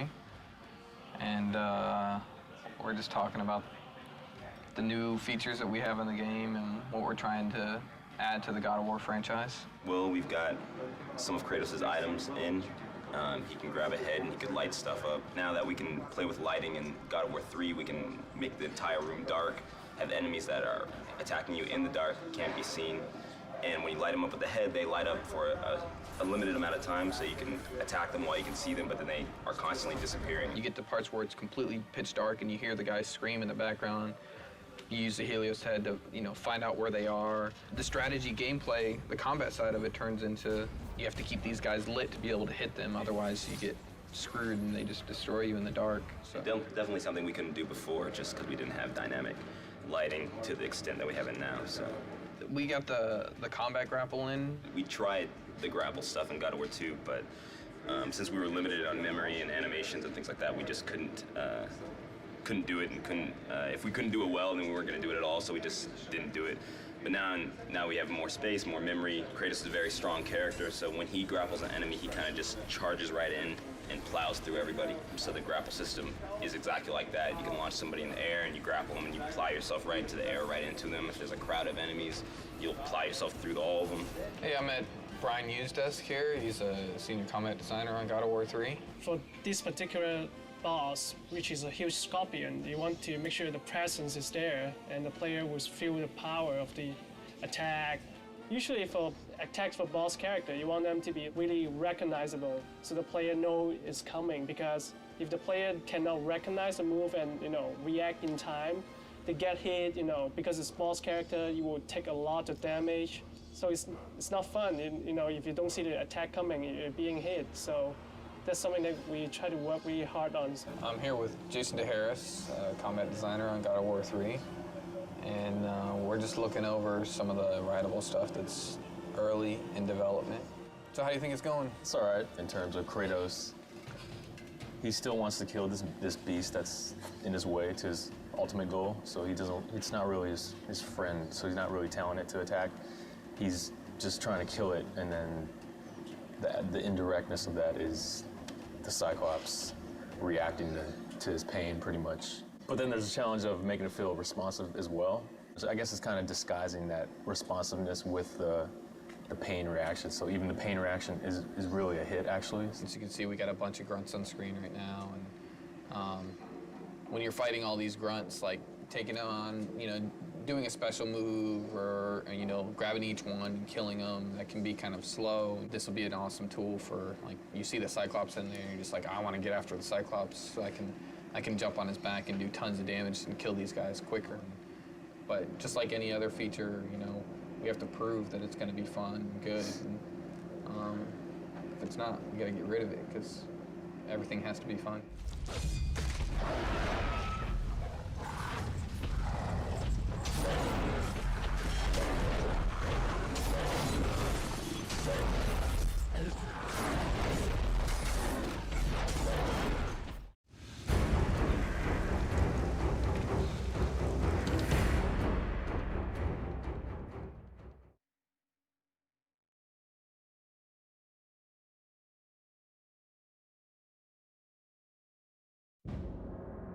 When we're starting to do an environment, we'll receive a concept from our concept artist.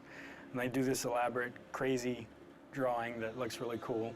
And then from that, design already has their design laid out. It's basically like a sheet. You just a bunch of blocks and boxes that gameplay's already in there, it already works. From there, we go over it and we start building our level with it. You know, we layer on geometry, the hills, mountains, whatever's gonna be in there, and incorporate all that into the sheet so it all plays together nice and make it look pretty.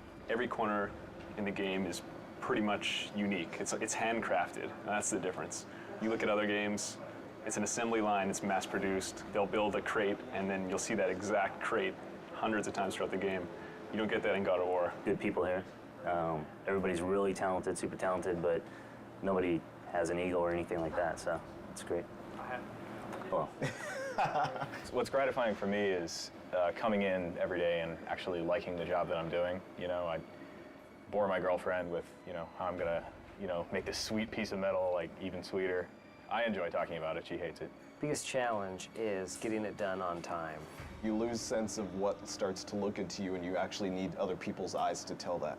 And I think working with a team of guys that are always open to giving you advice and telling you, hey, this looks great, or hey, maybe this could be worked on a little bit, really makes the art come out to look a lot better.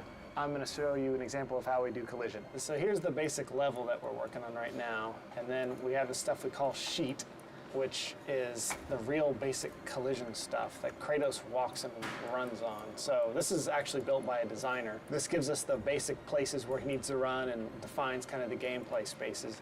And then we build our art over that. So what we then have to do at a later point in development is go in and make sure there's a cylinder around here and there's a cylinder around here, and that we make sure that we put in little divots into this collision so that he doesn't get stuck on things or walk through things. And then here you can see where he is walking, there is collision. But if you look carefully right now, because the sheet isn't actually finished, his feet move through little places in the ground and things like that. And because like there's wall, we have collision right there, he can't go through this wall, but we don't actually have any collision on this pillar, so he's gonna go weep and walk right through. So eventually that's what we'll have to do, is make sure that all that stuff is in there and that he can't walk through these pillars, and that's what collision is.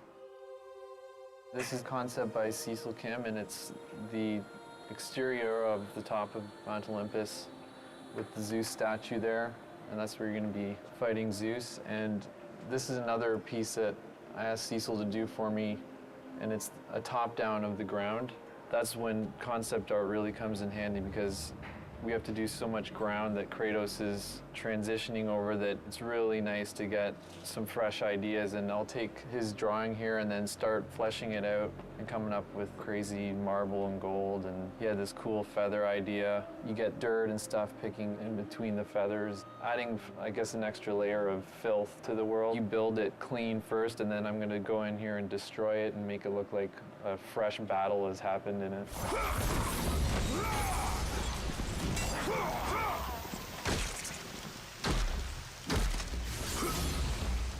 Here's an example of a piece in Tartarus. This is a gate that basically raises up on these chains from the side. This is a pretty detailed piece from what we would normally get from a concept artist. We'll get, you know, big vista shots, and then if it's an important piece, we'll get something like this to sort of detail out what it should look like.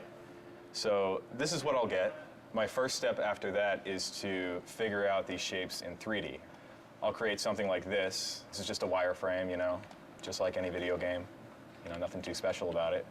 If we bring this into a high poly modeling program to really add a lot of the detail and like the grit and the texture, this works a lot like real clay. You can see how I can just sort of work over it and obviously not be that sloppy. But That allows me to get all this detailing and stuff in. Once we get it to that point, we end up getting all that high poly detail as a texture. And you can't really see it too well on here, but I brought it up on this screen. You can see how a lot of that high detail gets transferred on there. That's really kind of one of the big cornerstones of all this next-gen stuff.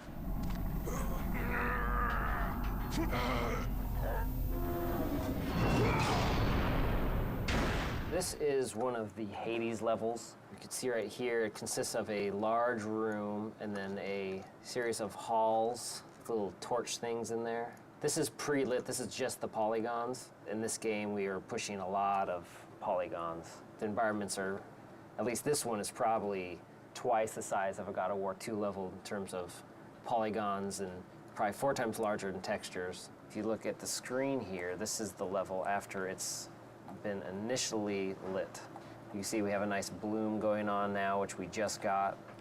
So you can see the softness that you have along all the lights. Before, lighting used to be really harsh. The bloom just gives it kind of this real world foggy effect. Just gives the scene a nice softness to it. Gives it kind of a cinema quality. Eventually his lighting will match the environments and it'll look really nice. What I've been working on lately is building the environment for a movie trailer. So it's been a little different than building a regular environment. I've imported the camera and I scrub through what the camera's going to see and I just make sure my environment fills in all the gaps. This is the base layer of what will ultimately be a pretty dense forest. This is constantly what I do. I'll just scrub through the animation, see where the camera goes, make sure I have enough detail in certain areas. If I don't have enough detail or if you see obvious seams, I'll either cover those up or I'll consider how fast the camera's actually flying through this and will it all be blurred out anyway and I won't worry about it. This scene is a little more detailed than a regular environment would be just because it is a rendered movie. So that's the end of this camera and then it continues on.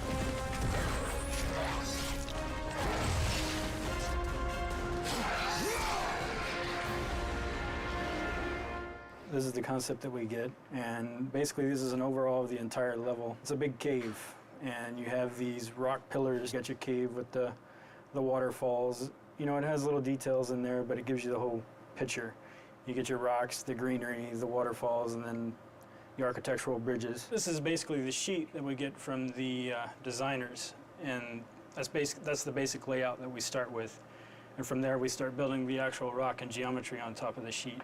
You have gameplay that you can go along with as you're building your levels to see exactly where the camera views are going to be and what you need to build out. Here's an example of where I start. I have all these rocks. This is going to be a whole rock level. You have a massive level on scale compared to any of the other ones we did in God of War 1 and God of War 2. And it's all very detailed rock geometry. It takes a long time to cut all this stuff in and make it look pretty.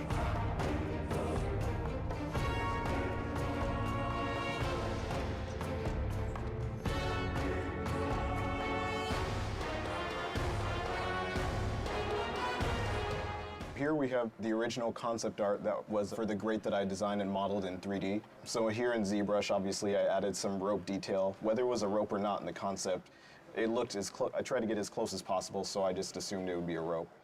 So that's what I did here, and obviously we have some of the nails going inside. This is what it came out to be. We knew we wanted a different color than what we had in the original concept, so you notice the color is a little different. We could actually bring it up to the PS3, and we can take a view of what it would look like in game. So back here is like the original model, and then here is the detailed version of that.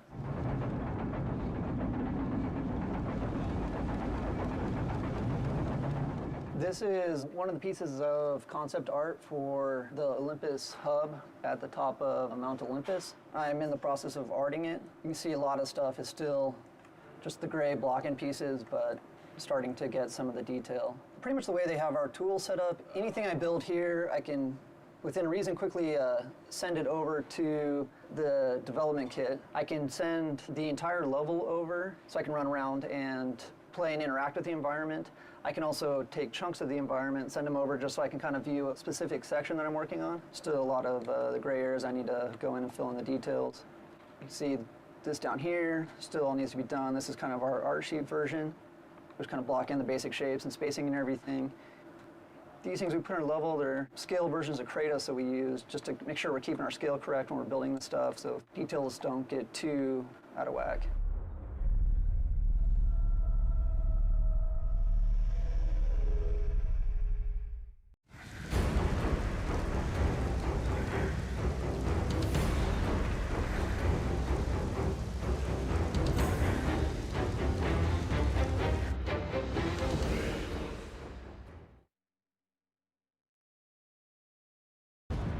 To me, level design basically is creating an interactive narrative within each level that the player can engage in and essentially play through. Level design is taking the story and premise of the game and then translating it into a more tangible form that the player can experience. Basically kind of figuring out how to lay out the gameplay to, you know, always have the carrot dangling in front of the player's head and kind of get them to the next part.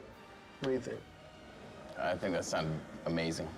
The script is pretty well written out, so you get a really good written description of what's going on, like what Kratos is doing, what's happening in the story. You just kind of go from there. I get a lot of flack because I say that we put the fun in the game, and I think that's really what we do in a nutshell. One of the greatest things about game design is that you're able to take an idea that's in your head and make someone go and experience that. We have so many tools in this universe and so many tools as far as what the game is built off of that we can pretty much do what we want. You know, we're limited by our imagination, and I think that's one of the most fantastic things about working on this project. As a designer here at Sony, you can't just be good at one thing. It's really in our hands to do it all and do it well. We often try to integrate the puzzles into the exploration of the level and with the combat.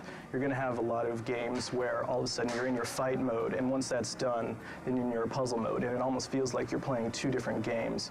One thing we try really hard to do here is to mesh those different kinds of game designs so we get a really more fluid and dynamic gameplay experience. We essentially drive the vision of the level from the player's perspective and serving as the ambassador to them. So we need to protect their interests and make things easily understandable for them as they're playing through the level. Do you agree? It's a constant push-pull as well with the designers and the artists, because the artist may want to put something that's visually more interesting in, but it could also impact the play space in a negative way.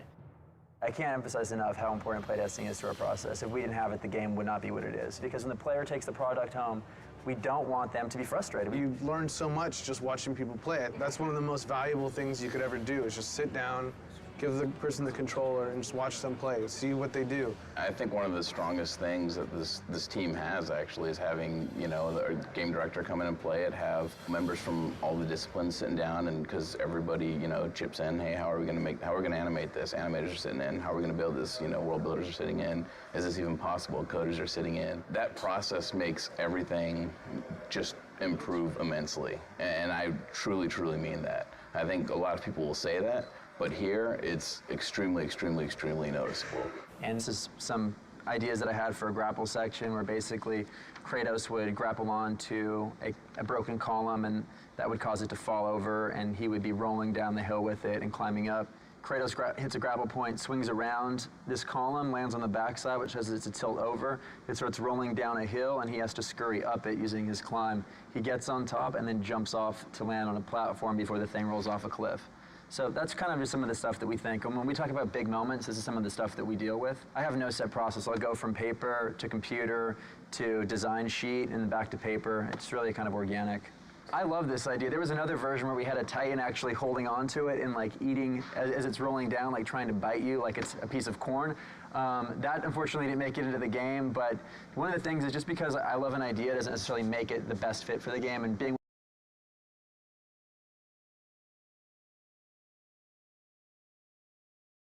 willing to understand that and walk away from certain things that don't necessarily fit, you know, that's part of the job. This is my grandpa's old man puzzle. It's one of these kind of puzzles you got to figure out how to kind of put it together, but this kind of gave me some inspiration for the Labyrinth. So the Labyrinth is like this level where there's all these different cubes, and they're kind of like strung up throughout the cave entrance, and they're all like on these pulleys and ropes, and then as you go around the level, you kind of start slowly forming your own puzzle that you're going to then go into.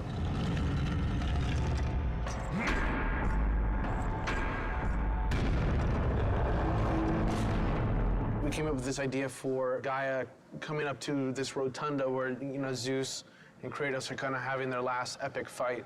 And the player's thinking, you know, it's, you know, mano a mano, they're just going to be battling, and then Gaia kind of comes into the picture and then ends up actually like physically ripping the whole building up and then like looking at it, and then you guys start fighting inside of it. She comes up and then like rips it off, and then she, you know, comes up and crushes it and takes it apart. At the end, you guys are like fighting inside of her, and you end up killing her, and then she kind of blows up and crumbles all over Mount Olympus. For me, it's always like so amazing to be able to imagine this whole kind of crazy scenario, this whole world in your head, and then you're actually able to make it.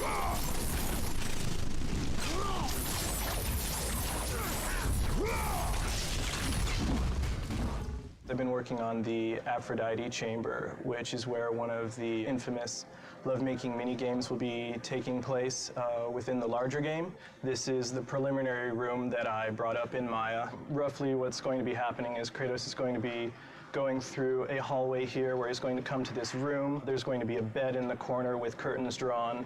And as soon as he casts them open, he's going to see Aphrodite with two of her very lovely servant girls who quickly run away. She's going to go into the bed for a little hanky-panky, and we see the servants are very happy right there with what's going on. After finishing his job, Aphrodite is kind enough to draw back this large curtain, which will expose the portal, which will lead to another section of the game. So that's generally an idea of how we mock up an event relatively quickly so that we can assess how the gameplay will be, and then we can forward that off to art so that they can make it pretty. And this is some of the things that concept art has done. This is the bed right here that you saw. It looks a little more fancy than the blocks that I've been using. Once that's done, I will implement them into the game and everything will mesh together perfectly.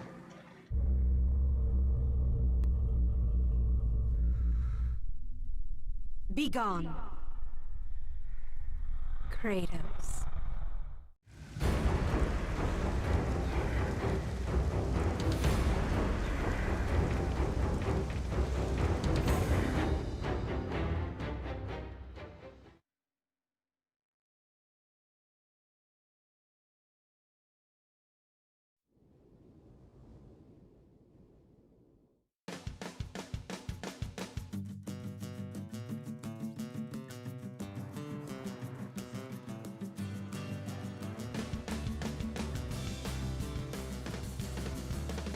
We're in San Diego this week capturing mocap for cinematics. Stigmeti and I came down here about 4 months ago just to tour the facilities. It's really impressive down here, actually. It's a big stage. They do full body mocap. They can do hands and faces down here, and they have a ton of crazy toys. It's amazing that we have this facility that Sony owns that is basically at our disposal, and the teams here are really great. We're suiting up.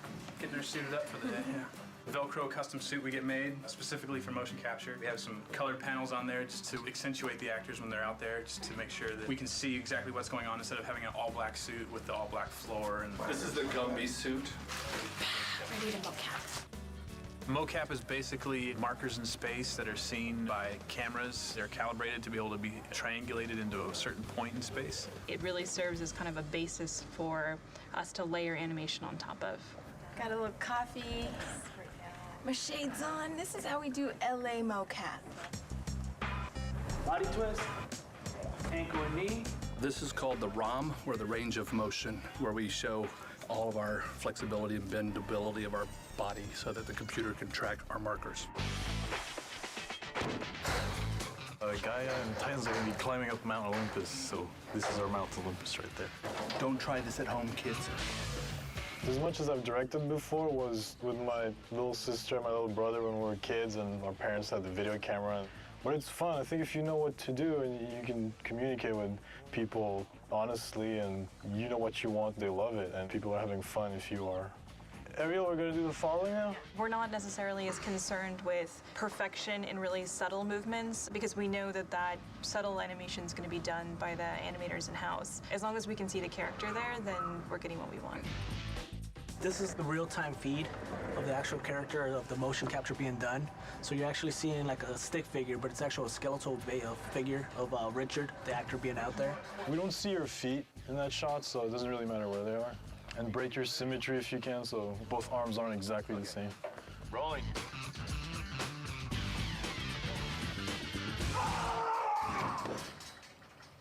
All right, thank you. That was good. Yeah, what you're actually seeing here is the mocap actor actually driving the Gaia character in real time. So Tear it down? it's definitely amazing technology. Take two, ready. Rolling.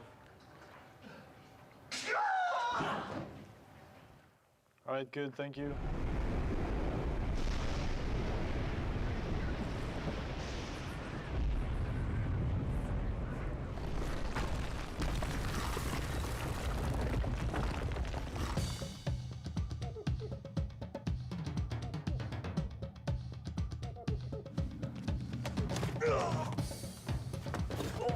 Eddie is doing well. He's been a great director. Definitely knows the shot he wants, and he gets it. We sit at a desk all day, and I also like to move around. I think as a director, you should be able, to a certain degree, to do what your actors are doing. So you know what you're asking of them. You can show them if you have to, and I don't know, you get closer to their performance. Don't ever put that in the making of video. This is actually a first for me to do motion capture on a bed with pillows. We are working on the sex minigame. The sex minigame with Aphrodite. So we'll have two of the girls today just doing both the parts of the servant girls and Aphrodite, which we have blocked out. So should be an interesting afternoon. If we have time tomorrow afternoon, maybe we'll put Mehdi in a suit because there are some things I'm sure.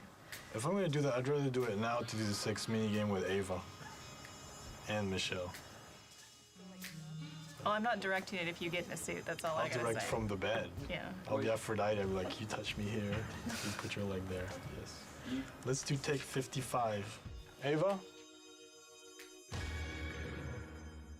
All right, let's do take 1. And rolling. Kratos, it's been far too long. Even though you are no longer the god of war, you can still share my bed. Come, Kratos. Let us forget all about Zeus for a while. You know I cannot. Ah, is that what has you all worked up? You are trying to figure out that bridge contraption out there. Please do not deny me this one last pleasure. That was great. Cut. Ah, is that what has you all worked up? You are trying to figure out that bridge contraption out there. You men and your toys.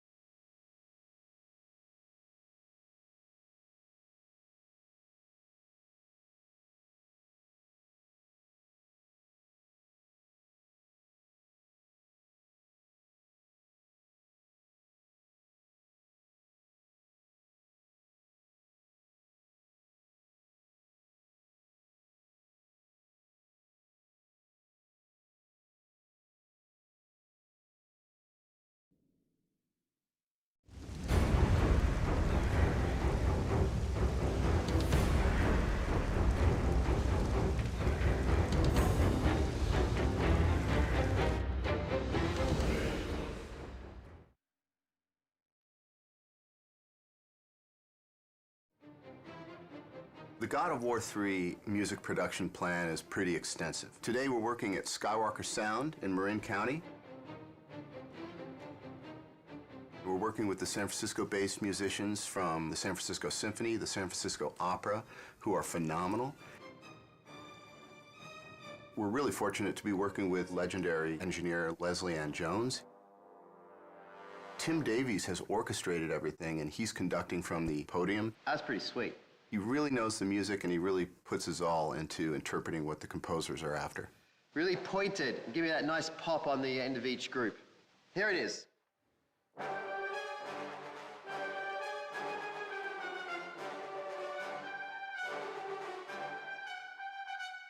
Beautiful. Thank you. The music originally comes in from the composer in what we call a mock-up, which is basically he's using his synthesizers and samplers and, you know, we call them fake strings, fake brass, fake choir, to assemble the composition. And then once it's approved, it comes to me to translate that and put it on paper for the orchestra. It's damn expensive to have an orchestra sitting there, so my job is to make sure that everything's spotless on the page in their language.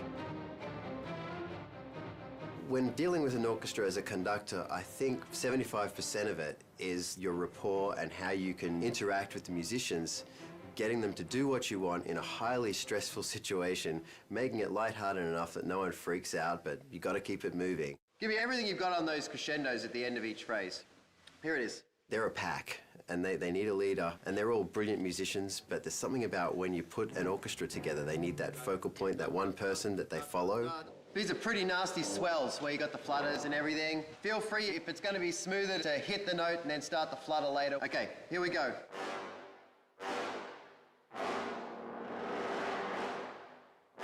They can smell when you walk into the room if you can do it and if they're going to go with you. I've been lucky that, you know, they like me, and I've been here a lot to the ranch to conduct, and, you know, it works really well, and they're a great orchestra.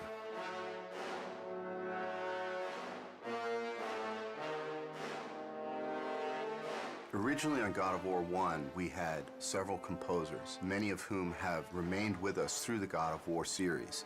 And the reason for this is not because one composer wouldn't necessarily be able to compose the whole score. It's because the variety that their different styles bring to the table is actually a tremendous advantage. Why are there 5 composers on this collection? Well, that's a question for somebody else who did the hiring, because I'm sure that any one of us would be quite happy to bump the other ones off and do it all by ourselves. And a different alternate to that answer is the reason being is because each one of us actually have a very strong voice in how we write and approach music. But generally speaking, we don't clash in styles, and therefore what ends up happening is a happy salad of the different styles that we all bring to the game, but essentially we actually work very well together as a team. Sitting with Stig and sitting with the whole Sony crew who have they have this thing in their minds called God of War. It's an entire world. It goes beyond just characters. It's a whole, they know how they want everybody, they want the players to feel. I think what ties my music and your music and everybody else's music in is the fact that the great people at Sony, from Stig and down, is they know when it's wrong and they know when it's right. And even though we haven't heard each other's music, it ties together amazingly just because it's run through this filter, and the filter is God of War. Right. One of the great things about scoring for video games as opposed to film is that there's a tremendous amount of freedom. I'm not constrained whatsoever by any convention at all, because I think a video game is not a film. And since we're not restrained by anything that's happening at any particular point in time, it's quite a free world to actually envision what you want to write and see it through to the end. The music actually is not only on a par with film, but in some ways surpasses most films. There's almost a requirement, certainly an expectation, that there be experimentation and innovation in video games, that the music is somehow striving to do something new and something really fresh and powerful, which isn't always the case in film. When it comes to raw power, I mean, this actually goes to another level than most films. Oh, yeah. Yeah, we have to write music that must exist and take care of the atmosphere that you're in and add to the intensity of the battles that you're in. It's kind of carte blanche. You get to write these amazing sounding scores and have it backed by 40-plus piece string section, 20-plus piece brass sections. The sky's the limit. We use a oversized brass section, so it's double the size of a normal standard orchestral brass section, just to give us this massive power and this huge low end. Guys that play low instruments, all they want to do is play low, and so we give them that opportunity. You get to unleash and not hold back, because the game never holds back, never. I talked to the orchestra and I said, if you have any moment that you have all of a sudden a feeling of lyrical beauty coming your way, ignore that completely and just go for the brutal, brutish, aggressive mentality of this score, and you'll never go wrong. That's hugely fun. Yeah. And it's so much more fun to write bad music than to write, good music. This is one of those games that actually lets you go all the way to the end of how big could it be, how nasty could it be. And it's great to do that. Of course, at the end of it, you just want to do a romantic comedy with some clarinets and...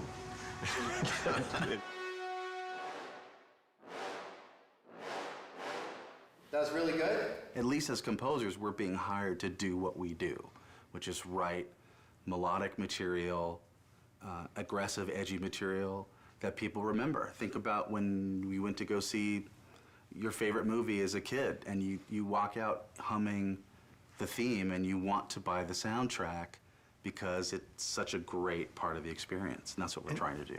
Is to get people to buy the soundtrack to God Save the Queen. Yeah, I forgot.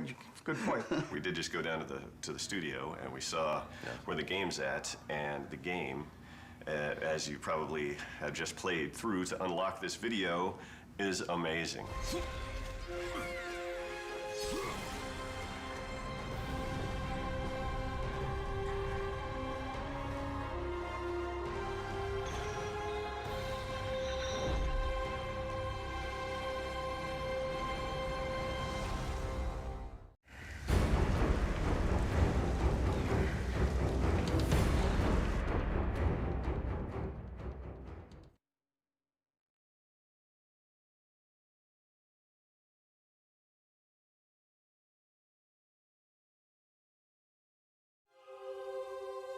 I love brainstorming. That's one of the best things about games. Right from the beginning, it's just a creative process. Yeah, it's fun. What happened to the original concept art for Poseidon? No, the concept art for Titan, a water Titan. Can we bring it up on here? Yeah, that's fucking sweet. That's really fucking cool. He's even got the tentacles.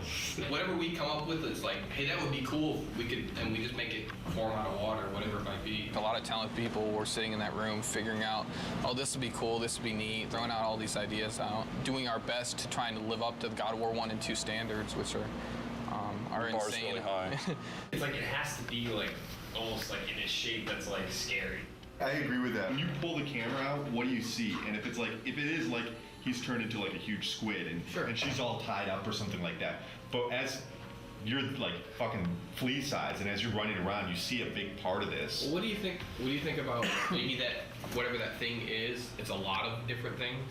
It's everybody, you know, it's not just one person that comes to the table and has, okay, here's the perfect idea. It's everybody rifting together. Just like the idea that Poseidon swells up with water and just becomes semi-translucent and you can see all of his veins and stuff. And so that way you're actually hitting flesh. Going off of sort of like Will's idea and a combination of the things that we talked about is his skin is basically like a jellyfish. On the inside of his body, he has all the bones. He has actually a bone structure. That way we have a creature that, you know, looks like it has some meat to it, made out of the ocean. So I think like going off of what you were talking about, where it's like maybe you've got like reef and seaweed and stuff like that, we could probably make it look like water's running through that stuff. I would hope that we at least all kind of get on the same page. At the end of the day today, it's like, yeah, this is kind of somewhat direction we're going to go. Maybe it starts off and a wave crashes up, and after you see like this far shot or something of a wave kind of overtaking Kratos and Gaia on the side of the mountain or something like that, you're freaking out. I was like, you're probably freaking out right now because of the cinematics. And then afterwards, guys, like, something's fucked up right now, I can't move. And then Kratos has to go out and find out what that thing is, and he runs into this one thing. It's like, what the fuck is this thing? And it's obviously connected to something else. And then he finds the other thing later on. And at the end, there's this big reveal, and it's like, "Blah!" And this is what this whole thing was that you were fighting it the whole time. I think that's cool pacing, because there's always a question in the player's head while they're proceeding. It's like, I don't know what the fuck this thing is.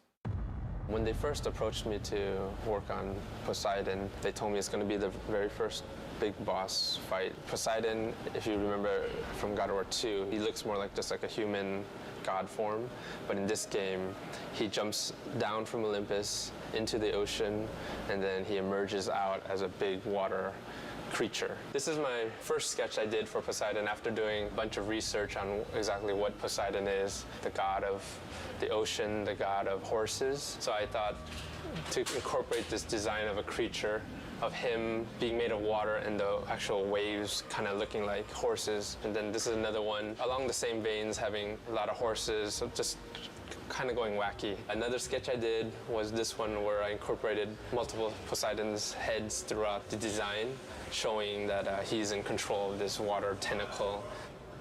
They liked this design a lot with the multiple heads, And they also liked the very first sketch with him leading the horses. They liked this one the best, so they liked this for the overall direction. They saw this, they liked the feel of this, but they didn't like the direction of the octopus limbs because of previous bosses that we've had, like the Kraken. So this is just one of the limbs of the Poseidon creature, one of the arms. This one I incorporated the multiple faces, and then a lot of the crab legs. And then this is another one I did, and this one I wanted to kind of bring back because he's a god of horses to kind of capture some of that feel. So eventually they decided that instead of having two different arms, you're gonna just be fighting one arm. And they also like the idea of the horse. This is the final, the very end. You're gonna be opening up his chest and revealing like this membrane, jellyfish kind of membrane, where you stab and eventually kill one of his limbs. It's later going to be revealed to you that the whole time you've been only fighting one of his limbs right here. It's going to be a really cool, big moment in the game. Turnarounds are looking pretty nice. Today I'm going to be having an art review. We're getting to the completion of one of the Poseidon's limbs, so I'm working on the turnarounds now. Get the animators up here and make sure that those limbs, the front limbs, are not too long for him. Like, he'd have to raise it up so high. To get you right below, he'd have to be, like, basically have his arms way up like this and be going down like that, and that's probably going to look a little silly. Let's have Andy finish this up. But, Andy, can you save off a version of what you have right now so Adam can go over it with Bruno? And just keep on getting me up here to look at it. Cool? Thanks, man. Thanks, guys. So we just had the review. It went well. They liked the direction, and I think a lot of it, because before this is the view they've always seen, but they've never seen the front view. So for them to be able to see the front view and to see how the shape, the silhouette actually makes a trident shape, they really like that idea. I just have to finish this up. I'll probably finish it up today, and it'll be given to the modelers from there. First time I heard about Poseidon creature was 6 months or so ago, and I heard we're gonna have a few of these huge Titan battles. This was the initial concept that was given to us. Things have changed proportionally for it to work right on screen, but it generally has the same feel. I still have a lot of sculpting left on this guy. A lot of this is just like the first pass. So right now I have more just the overall feel of it. Here's Kratos. He's pretty small compared to this guy. So I brought him in here just so I could have an idea of how big he's gonna be. So when it comes to details, how high res this character has to be. So you can see him, he's tiny. I just want you guys to go over and check it out before I start making all the rocks for his face, you know? So yeah, I think it's good. Can we make sure that we're getting like some of this smaller detail like spread out over him as well? Okay. Can I see the scales on the back? Oh yeah. It's just really fucking cool. Poseidon looks to be challenging for every department because it's so complicated. When I first saw the concept, really, I kind of looked at it and was like, what the hell are you guys doing? But that's pretty much what I say every time I see one of these crazy concepts anyway. You just go to your desk and beat your head against the table and figure out how the hell you're going to pull it off. Poseidon definitely falls into that class of one of those kind of surprises that I know is coming down the pipe. A lot of water, and that's kind of one of my worries because making good water is hard. We have to start off God of War 3 with a bang, and that's Poseidon. And Poseidon's going to be a water creature, so we have to make water look good on that character. I started doing some research on how we can make a character feel as if he's basically a waterfall, if there's water running down him. And I spent a couple hours, and I've put together the model that's behind me on the screen here. We basically want to try to prove the technology that we can make a model look like it has water running down it. So we don't have the Poseidon model built yet, but we have Zeus. Poseidon is Zeus's brother. They'll probably have similar type proportions. So he was a good test. This is a shader that I put together. It's pretty crazy with all these different connections. There's several different normal maps that are scrolling on top of each other. This probably took me 3 hours to set up the shader on top of an existing model. So where I want to take this now is I'm going to give it to the effects department, and I want to see like chunkier spraying water kind of coming down off of him. And then basically any area where water hits the surface, we just want to get little particle spray coming off to, just give this thing more of a volume, more water volume. When I started on it, we had already established what Poseidon was going to look like, what the creatures that you're going to be fighting was going to look like, what Gaia was going to look like. We had the Gaia model The Poseidon creature model was still in the process of being built. One of the quick things that's very surprising to the player, I guess, will be that right there is how big Kratos is, and that's Gaia. And this will be the initial fight combat tutorial. At that point, Gaia will change her animation, and she'll start climbing on the mountain differently to allow the player to be able to walk down her arm. And the Poseidon intro will happen. The player will continue along after that. She'll be in a different pose. He'll walk over here, he'll do just a little jump, come down here, fight some more enemies, and then he'll walk up to here, and this is where the Poseidon horse creature encounter happens. So this is the first thing the player will see when he loads up the game. We're trying to frame her hand and show that she's climbing up Mount Olympus, which is just roughed out right here. And then we also want to find a way of getting her head in the shot and having her head bob around and sway. After the player works his way down Gaia, this will be the first big encounter that he experiences. The Poseidon creature will burst out, knock Gaia's hand back. He'll have to fight it. We're concerned with the player experiencing this new creature that he has no clue as to what it is. And the first thing he's doing is fighting it in a way that he doesn't feel comfortable. This is the first Poseidon creature encounter, and this right here is the first CS move kill for it, where he snaps its jaw. And at this point, the creature pulls away through Gaia's arm. Kratos attaches to him, and then as the creature's falling, he jumps off. He'll transition onto Mount Olympus. The Poseidon encounter is very much like you're riding the Colossus from God of War 2, and you're fighting the Hydras on top of the Colossus. It's kind of incorporating all of those elements that worked really well in the previous God of Wars, but also raising the bar because it's even more epic than could ever withstand before. This is what I was delivered, the thing you encounter within 5 minutes of starting the game. This is essentially a rough version of the model. It's a pretty good start. It's got all the features like this stretchy tail, which is pretty cool. Even has stretchy neck, which lets me do some crazy stuff with it. Since this creature is supposed to be made essentially out of water, he needs to be fluid and flexible. Then he's got this trident section back here. He uses that to maybe discharge lightning at the player or, you know, do something very Poseidon-esque. This is the scene with Gaia and the tentacle creature and Kratos. And you may ask, where is Kratos? Well, he's in here somewhere. He's this little tiny dude right here. There's Kratos. I see him. So you can imagine trying to get the camera in here in the right place is kind of a challenging task. Plus, the floor is Gaia, and Gaia's moving around, so adds a lot of complexity just to the elements of trying to get everybody lined up. You encounter this beast multiple times, so you fight him first and you wound him and he retracts away and escapes, and then you come back and then he's on another point in Gaia. And then finally, you realize that wasn't even the monster, that was just a small piece of the monster. And you get up to Gaia's head, and that's where you encounter the full force of Poseidon. This is the actual Poseidon creature. This is Gaia's head here you're standing on. This thing has 10 arms and legs, kind of, and then it's got 3 prongs on its back. It's also got well over 20 controls just in its spine. There's a lot of stuff going on. He's busy. But that was my first initial impression, was there's a lot going on with Poseidon. The more I think about him, the more epic and grand. Why not? I mean, that's kind of like a God of War boss will be, especially when you're dealing with pieces of him as you go through, and then when you come to the very end, being able to see the full glory of him and just realizing, wow, that's just a little piece of him here, and that's just a little piece of him here, and getting to the end and going, wow, he's huge. And that should be pretty epic, being little Kratos on Gaia, a Titan, versus Poseidon, a god, and they're both huge, and you're just this little guy in the middle of it that's really going to change or determine who's going to win that outcome.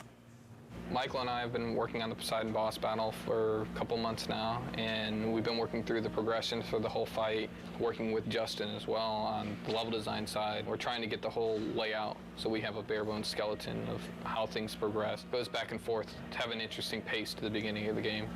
We're in the first encounter of the Poseidon boss fight. We've already seen the creature come out. Poseidon boss battle is definitely something we haven't done before. There is concern, but I wouldn't be happy if we weren't concerned. There's no challenge there. What we want to do is make something that really surprises people and really gets people excited about the game. This is the initial CS move, the first CS move you do in God of War 3. Kratos is going to wrap his chains around the bottom jaw of the Poseidon creature, and then eventually rip the jaw off completely.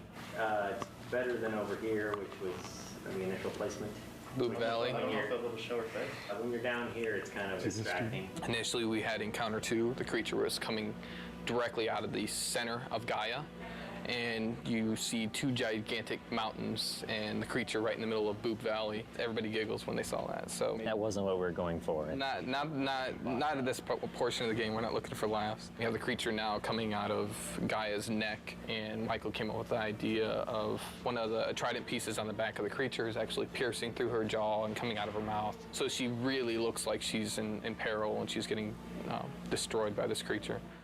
From the get-go, I came up with the idea of doing the first-person kill and giving a new perspective on Kratos' kill sequences, and Michael took the idea and ran with it. When you defeat Poseidon as his horrible watery self, you corner him down here in his humanoid form, and that's when you have to kill him off. Immediately, everybody was just like sold once they saw it in game. Yeah. There was a lot of skeptics too, as far as people come up to me, and I'm sure Adam too, and what are you doing? And then actually seeing it in a game, then everybody comes over and it's just like, all right, it worked. Kratos is not so good at making friends, but he's good at killing people. This boss battle has to end with a big, big finisher. And our final kill is where we're testing out these new CS moves of first-person kills. So the minigame inputs right now are in a third-person camera, and then when you succeed, you get to see the impact of Kratos' attacks and see how Poseidon feels as he's getting completely torn up. He just screams really loud and then bites his ear. It's more of a nibble than a bite. So last time we checked him out, it was just the grayscale high-res ZBrush version, and I believe the low poly version as well. So since then, we've messed with water technology stuff, trying to make it look more like water's flowing through him. Help from like our art director, Ken, and other people trying to make the water look good. Generally though, water's pretty hard to do. It's just a combination of normal maps that scroll, like we take UVs and have them scroll, as well as parallax maps, which add the distortion, which makes it feel like it's a little deeper. After we do all the fights, get it designed, and seeing what you really see and what you really don't, and then we might have to adjust stuff from there, you know? Poseidon is doing well right now. We've been working on it for I don't know how many months, but where we are right now is every part of the boss fight and every part of the level has a first pass right now. It's in, it's functioning. I could hand you a controller and you can play through it. Tuning-wise, it might be too hard. The animations might be placeholder, but it's there. And we have people internally play testing it. So there's people who around here have picked up the controller, played it, and been like, oh, wow, this sucks, or this is awesome. And then we keep tuning it and playing around with it to that. We have meetings every week now, so we constantly see how much there is to do. And I mean, it's close as far as gameplay-wise. It's all there. But doing stuff on the Titans is proven to be very challenging. So things that would usually take 5 minutes take 2 hours. All things considered, all the crazy shit we're doing in there, we've had to make hardly any, if any, concessions, which is pretty amazing because the scope of this thing is just huge. This is when we finally get the reveal of Poseidon in his big, giant, epic form. So you find out that these creatures you're fighting are just part of this one, basically the ocean pulled up to Mount Olympus. Oh, Poseidon's broken. There you go. That's how you know it's in development. In development. And the water's supposed to be moving here and all that. He's got no arms. He's got no arms. You know, we have to polish this. We have to make this robust and bug-free, which that's the really scary part. But it's getting there. When we first saw Poseidon, we were visiting the studio in Santa Monica and working with Stig, and it just blew us away that the whole screen was filled with this boss. I don't think there's ever been a boss as big as this boss. We're actually right in the midst of scoring it with Mike Regan, and it's going to be huge. We're going to pull out all the stops, 20 brass players, 53 string players, massive amounts of percussion. So we're really going to try to create a kind of a cinematic unfolding experience for that whole first gigantic boss fight. I hope that they're just blown away by just something they'd never seen before in a game, and to me, that's my ultimate goal when I'm making games, is like hopefully to make something that people haven't experienced, and that makes your game really stick out. The moment that I really got to play through that Poseidon level at the beginning of the game, and you remember how excited I was, like really kind of like when we first got the assets together and like we could sit down and play the things, and you could see like with the polish and everything how amazing it was going to be, and that's it for me right there. You have disrespected the gods for the last time, Kratos.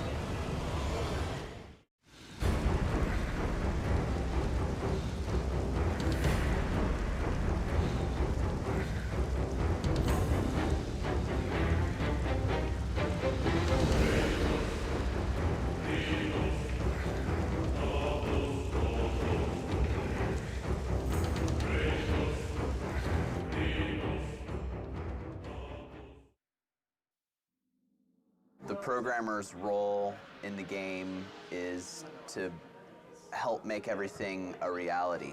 We make tools that allow the designers and artists to actually make the game.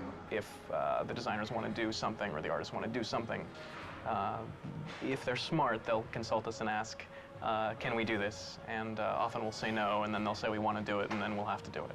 You give it to them, they give it to you, say what's wrong, then you give it back to them a little bit different, and then they say no, no, no. Designers are pretty modest in their requirements. Designers are artists, they want the world. The biggest challenge we face for this round of the game is content. The amount of content we need to put into a PS3 game is just order of magnitude bigger than we had to put into a PS2 game. And to drive that content around the studio, we just face, massive challenges. We've got a little line emitter here, and it's got these particles, and it squirts them out to the right. And they get to a certain age, and they die. And one of the things we can do is we can change color of the particle over its lifespan. Starting from bottom to top, these particles start off blue, then go green, then turn red. Now, if I was an artist, I'd make them go like orange to black to whatever to express the effect that they want to. For me, I'm a programmer, so the nice, simple programmer graphics, nice, bright, solid, simple colors so that I can see when things go wrong. If I run this within Maya, then it runs the tool code that I wrote, which is this stuff, to display on the dev kit.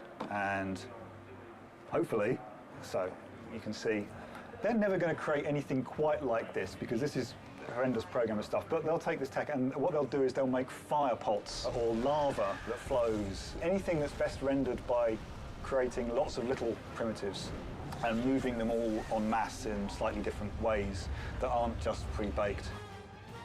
This is the soul tech. These are Hades' souls swimming down the river Styx. Right now they're above the river Styx, so I can see them all because the river Styx hasn't been properly watered yet.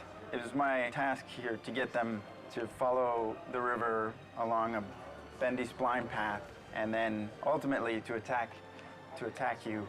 But I haven't done that part yet. Right now I'm just at the basic stage of getting them to swim down the river. The way that I did that was allow the Maya splines to be used and imported into the game, and then allow the designers to specify radii at different points of the curve. So at this point of the curve, the souls will be within that radius, and then as they come along the curve, they'll all be within this smaller radius, and then they can spread back out later here.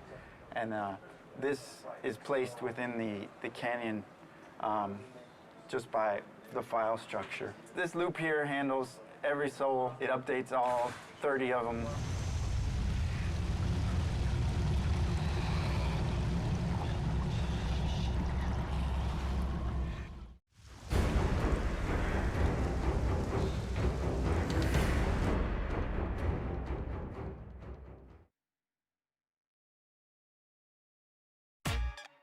QA stands for quality assurance, and what we do is we play through the game all day and find out the bugs that are going in the game and report them to all the different various production leads and creative leads around the office and make sure that everything gets fixed and there's not any big issues with the game when it ships. It's our responsibility to make sure the game is appropriately awesome and epic. If there is a big problem area, well, one of us will just like play that area all day long, every day, do everything you can imagine that could break the game, kind of get in the mind of what people playing for the first time, because we play it every single day. Try to do everything possible in that area with every item, every spell, and make sure it's all working and none of that's crashing the game. So this is the kind of stuff we test on before art even gets in. As you see, it's just kind of like some sheets, some blocks. You don't really see a lot. It's a pretty basic level. So you might see a level go from something like this. When it actually gets its art in, it looks a lot different. The spikes look a lot better. The walls have much more designs. You have the wood in the background. And it goes from designer sheet to something more pretty like this. And this tells you what level we're currently in. The red one is the one you're in. The blue one is the one that you're going to, the one that's loading in, and the white one is the one that you came from. It's very easy when you're writing up a bug to tell them which area it's happening in. These say any AI that are loaded in, so if any of those are loading in and out, we can tell which one's causing problems or causing the game to crash. Over here you have your coordinates, which is just where you are on X, Y, Z axis. It's useful for the artists because they can just type it in, and if we say there's no collision, there's a tree that Kratos is walking through. They don't really play the game very much, the artists, because they're constantly doing art. Down here, it's basically just frame rate, which is useful when we got one into the E3 demo. We use that a lot, and going to the final build, we'll be going through and documenting the frame rate everywhere and making sure everything is up to the right level of frame rate. We can see what areas are causing the frame rate to dip, that we need to have code or anybody else go through and see if they can optimize that area. So I've just submitted the bug, and now I'm going to try to see if I can take a video of it actually happening to reproduce it. The bug is that sometimes Kratos just won't grab onto the ledge when he does the jump. And the bugs are assigned different priorities, and certain ones we refer to as progression stoppers, which means that if a player were to run into this bug playing through the game, they would be unable to continue. And we categorize that as an A bug. It's the absolute highest priority. So I have to make very sure that the designer gets this particular bug so that they're able to fix it, because it's very, very serious. We could get as many as 100 to 200 bugs per day during certain phases of production. This is the opening level. This is when Gaia is climbing up Mount Olympus and you're on the back of Gaia. Art was just added to this level, so you would try to run along different areas, make sure Kratos can't pass through the world, like right here. So in this case, I would go in and give the artist the coordinates to this certain location where Kratos is inside the rock, and that artist would make a collision pass, fixing that collision so I couldn't fall through it. I'm loading the test level to test the Wraith. It's basically this enemy that burrows underground.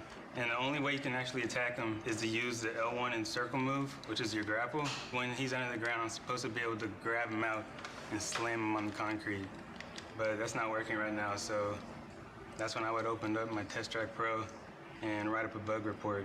It's our job to play the game over and over and over again. So after you play a certain section a certain amount of times, it gets a little repetitive, but that just comes along with the duties of being in QA. It certainly takes some of the romance out of it, but it's a real pleasure being able to see the game evolve day by day, step by step, asset by asset as they are implemented. It's very exciting.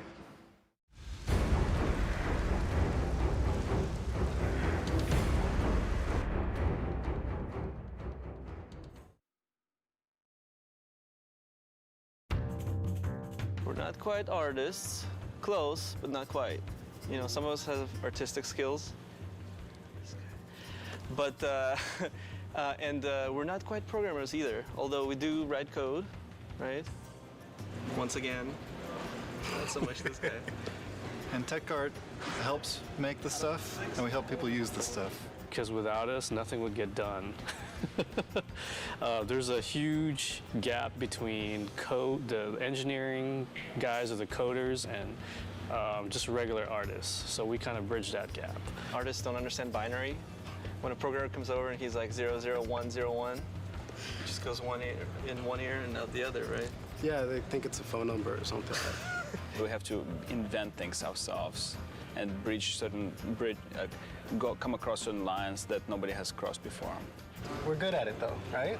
Right here. We're pretty good at it. Yeah. We've done so many crazy stuff in the past that there's nothing that surprises us anymore. The artists were having trouble just building things. And their levels, the environment guys just built huge, gigantic levels. Bigger than this guy. Yes. And the levels themselves, they just get really big, and they'd only need working on a small section of it, just a little portion. And I wrote a tool that lets them pick which parts they want to use and export just that as a level. And to get that, they just came to me with a problem. They wanted to exaggerate Kratos and the torture that he does to his enemies. So we came up with a system called the zipper tech, where basically the animator would use controls to open up wherever the cut is on the character. The character artists would model out wherever the cut will take place, and we'll put the rig on top of that. So here we have the Centaur rig and the zipper tech. The Centaur's guts are going to be opened up. And so basically the animator would go in and create the CS move. You can go in and individually select these controls and open and close his gut. Here we have the guts for the Centaur. They're going to be part of the props. The animator will go in and animate these guts spilling out of the Centaur. And so the guts will be placed in and around here. And to further sell the point, we've got separate controls over here in the middle where you can actually pull out the insides.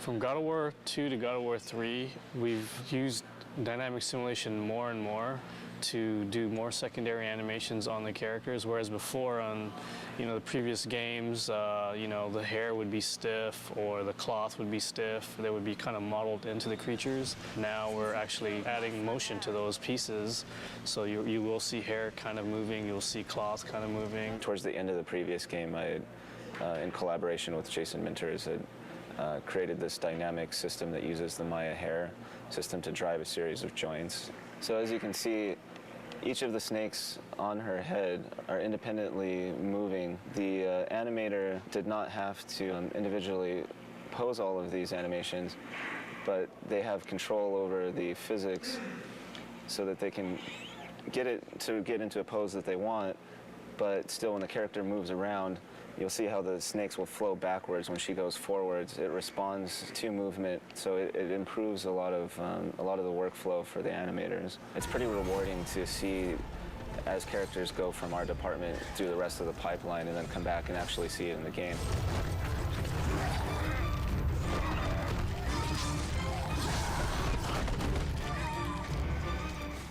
So what I received here is a model of Kratos. What I'm doing is adding the wrinkle in his facial expressions. It's being driven by the actual joints in his skeleton. So as you can see, as I lower the joints, his wrinkles go away, and just like a real human, as the joints move up, the wrinkles start to show up on his face. That's some of the new technology that we're putting into the characters and Kratos. Here I have another example. If I lower his shoulder, you can see veins start popping out and striations start popping out on his shoulder. So not only are we putting this technology into his face, but it's also going to be in his body. In the beginning, Yuri kind of got a little freaked out when he got the project because, it was one of those things where it was like, okay, you need to work on this thing, this crazy tail rig that will do everything that we need to get done in this game. There's 4 of us on the team, and we all kind of took a stab at it. And, it was kind of an iterative thing, but Yuri definitely solved the problem. What we see here is the battle between Kratos and Medusa's trying to constrict Kratos. The idea the rig can do dependent and independent motions. You can rotate one section at a time. I can move one control at a time. So now, for example, here, I'm affecting this part of the rig, and I'm also affecting controls that are right next to it. Things are stretching, and things stay in place or not. I think the key to it is that it's for an animator, It's very easy to use. We can use it on many types of different creatures, tails, ropes, hair. In God of War 2, there was a creature Kraken, and that thing had huge tentacles. And Matty, he was lead animator and game lead animator back then. He animated it, and he complained a lot. And after he saw this rig, and after he saw what guys were doing with Medusa, every time I walk by him, he just thanks me for making this thing.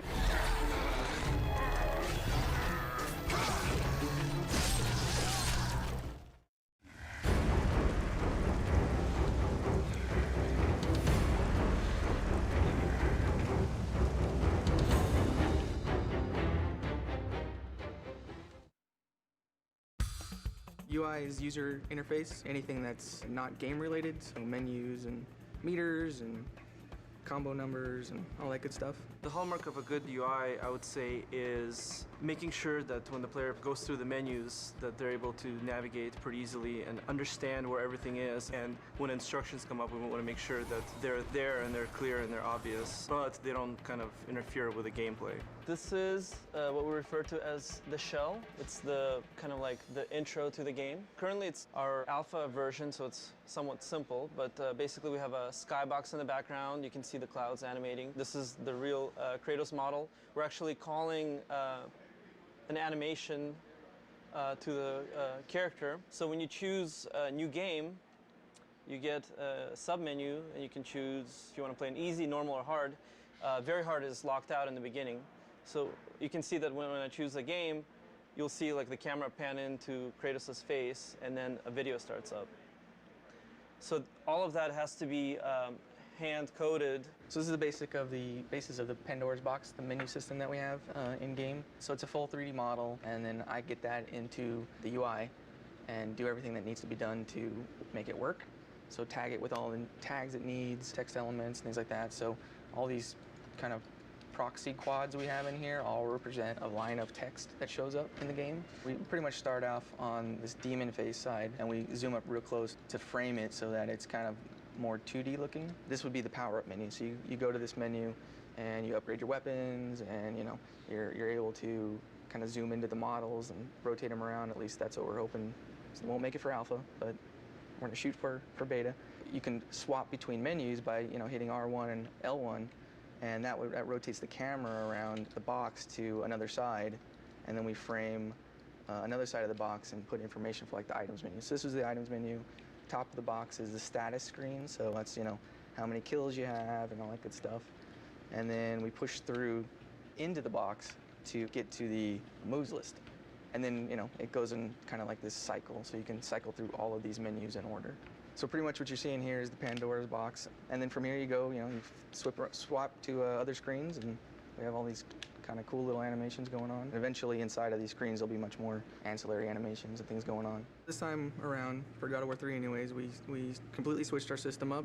This time it's all 3D, the same shaders that we put on game objects we use in the UI. So it opens up a whole new avenue of what we can do. It also opens up a whole new set of problems. So most definitely. Some of the problems we ran into creating the shell is using the character animation system that we have developed to animate the parts of the shell, specifically the menus. Surprisingly enough, it doesn't work that well. It works well for characters, but not well for the stuff that we need to do. So we had to add a lot of new tech to the system in order to get it working. Richard's pretty new to the UI. I mean, Richard's been here for a while at the studio, but he's just recently started helping me with the UI stuff, and so having him as a second set of eyes for this whole system has been really helpful. And he's a really technical guy, so has a good rapport with coders, so he can get more done than I can sometimes. Yeah, it's funny because Corey will go down there and he'll ask them to do something, and they're like, no, and then, no, I'm just kidding.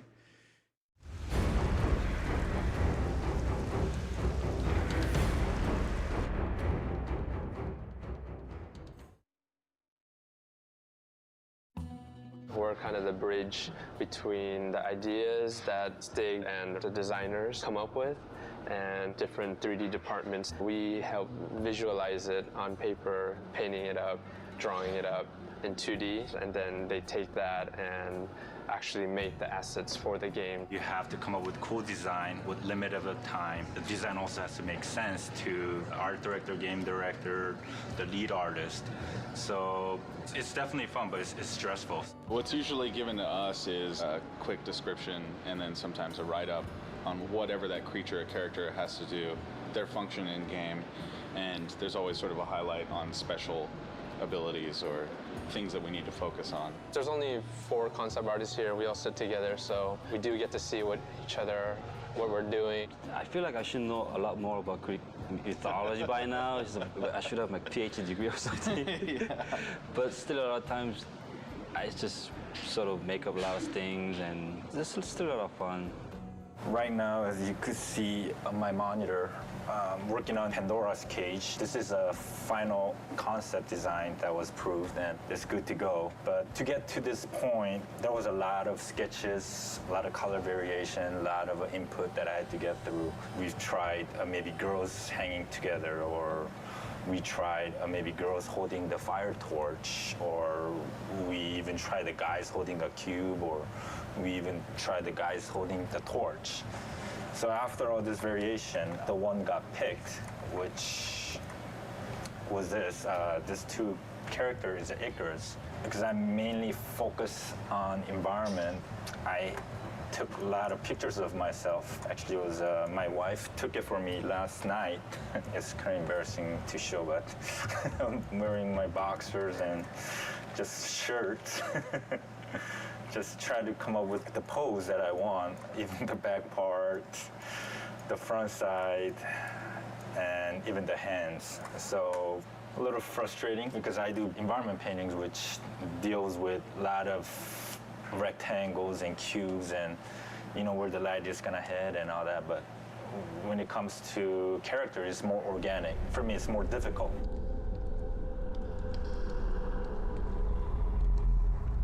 Is Palace for the Gods. These are the basic thumbnails I showed to director. Then from here, we start to bring in all these location elements where each portion of the buildings are representing different levels. It's not just figuring out the entire look of the place. I also have to figure out how each sections are connected. The actual elevation of the location and how it's connected has to be pretty accurate. Every time I do a second pass on the concept, it raises so many questions again. Feedback means change, and after that, it raises different questions, and another meeting, and feedback again, and changes. So it started with a very ambitious and very inspired task, and then slowly became a big headache. But the funny thing is, you never get to see this scale in actual game, because actual gameplay only takes place in this top section here. Like you see, it is entire concepts being drawn out from the entire mountain towards the balcony area where the most gameplays take place.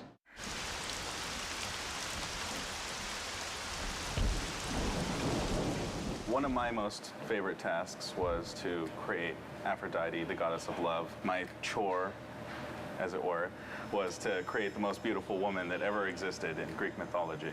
Here I've got some initial sketches. There's a lot of Greek art that involves, sort of the bare breast and things like that. So we were trying to come up with a way of framing these really feminine aspects of this character without being just vulgar. I originally had her hair always bound up, very Greek-like, but they really wanted it hanging down. This is the final 3/4 view of Aphrodite. As you can see, some of the stuff that I had originally concepted in the other pieces did stay. One of the mandates for the character was that she have a girdle made by Hephaestus. Some of the backstory is that Aphrodite was given as a wife to Hephaestus by Zeus. In original Greek mythology, she cheats on Hephaestus by bedding down with Ares, the god of war, the original god of war.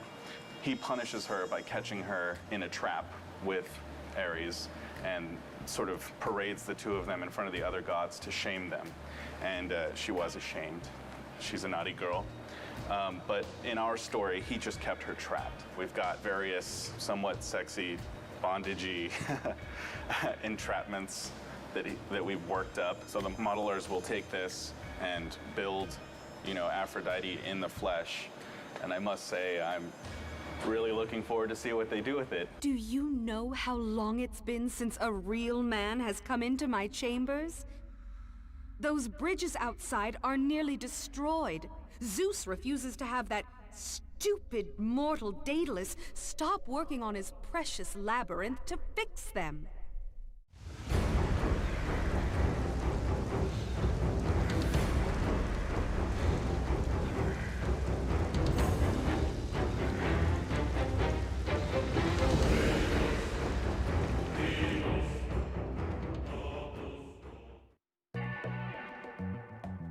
I'm Max Ankar, the senior effects artist, and working on God of War 3.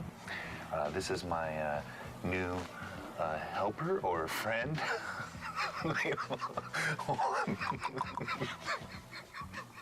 Hold on. Let's restart that. I speak English. Okay, wait, hold on. Ready? This is my partner, Jesse, Cheese Whiz. That's all I can say.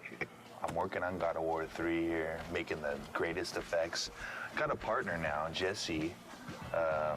He's awesome. It's gonna be great having some help on God of War 3. And yeah, cool.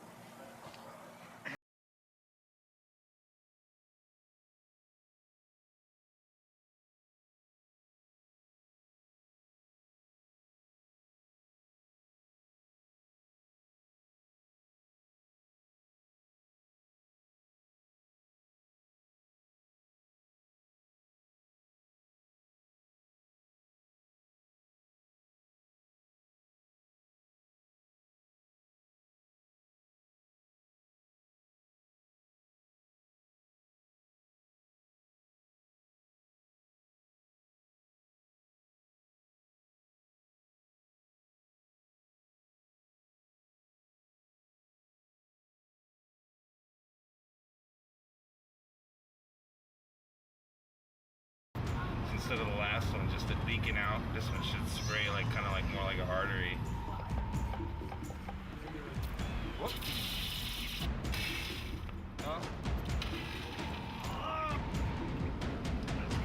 Oh, that's pretty great. Yeah. Well, we found out the simplest one was just like kind of like a water bottle filled up with movie blood, and that kind of gave them almost best squirting effect out of all the blood. I think we got some good blood today. I know my partner here, Jesse, sacrificed a lot to help out. He donated the blood for us, and I'm really glad we had Jesse here to help us out. He's sweet. Yeah, Jesse's really... Sorry. Jesse, watch out, okay? Thank you. We used a couple little parts of it right here. This is the film blood. You got a series of images that you rendered out. You put those on the polygonal cards, and that's what you're throwing out of the particle system, basically, or splatting on the ground. That's kind of what's going around in the game, is the little blood splatters when Kratos gets hit or enemies get hit.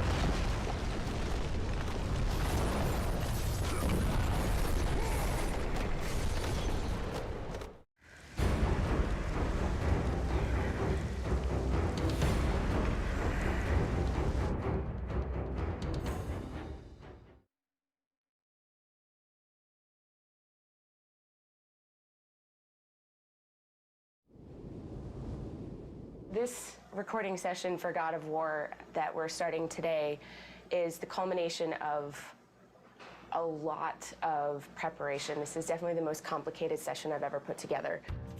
I'm gonna go get a sweatshirt. We should go in the other room while we can, huh? One of you here and one of you here. How close do you need to be? Here, just duck under the microphone. We need to take a couple minutes to readjust where things are. I'm a little nervous about this session, just the number of variables. We've got a lot going on. 2 actors at a time. We've got a lot of people going to be at the session. We've got facial capture, we've got teleprompters, we've got all kinds of stuff. It's a new studio. There's room for error, but I like to think that I've nailed everything down before we got there. But I'm definitely, my breath's coming a little shorter today than it normally does. We are moments away. What was it, Kratos? All I remember is what I have lost. That is why you should give me the power. I understand its true meaning and My character, I like to think of her as she thinks she's doing something good, but in reality, she's trying to take over the world. Kratos, she is the key to our revenge. I trust you to do the right thing, Kratos. You shouldn't. Kratos, I found out, is a piece of me that I kind of didn't know existed. It's kind of a dark side that it really is fun getting a chance to explore. I delivered your revenge on Zeus. My vengeance ends now. I owe you nothing!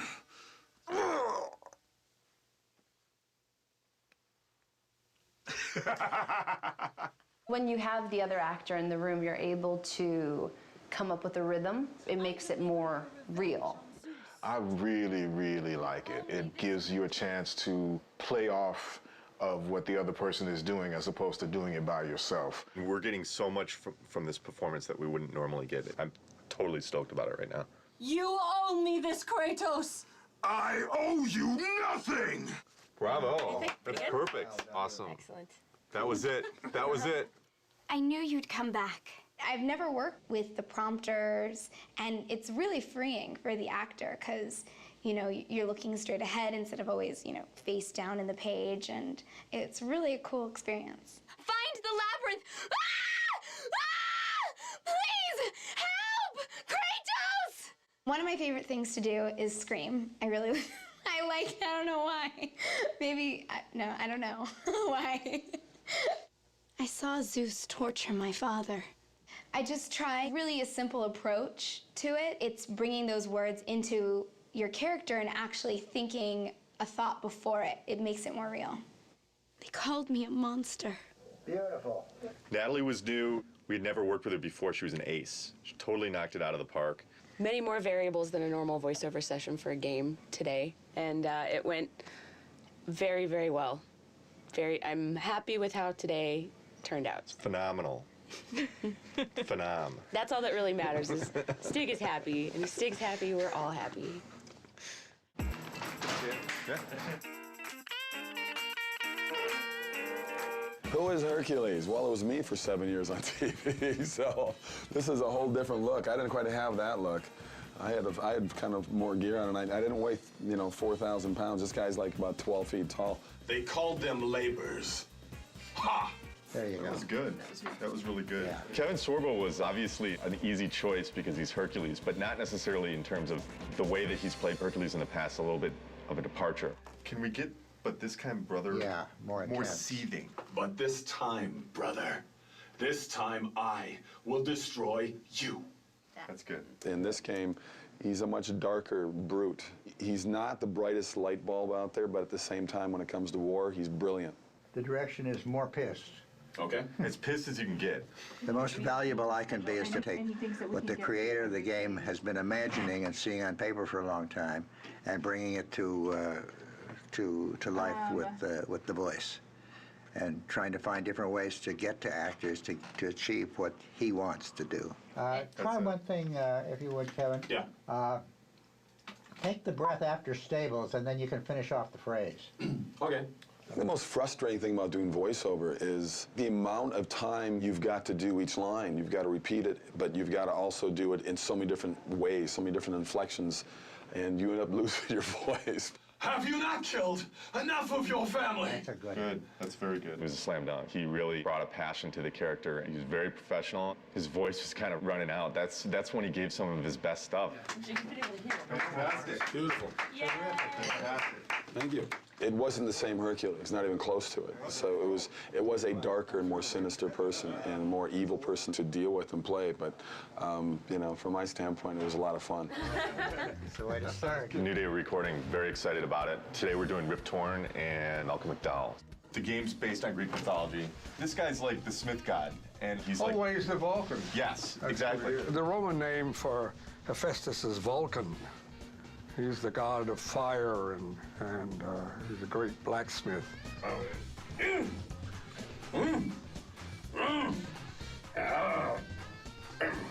The greatest thing you have on stage is the other actor. I don't get extra pay for this. Thank you. They are entertainment, and they are movies, and you can get involved in it. It kind of gives you a semblance of what live theater used to be when you had audience participation. Yeah, I kind of look like that. Ghost of Sparta. It is you. Well, well, well. I thought Zeus would have killed you by now.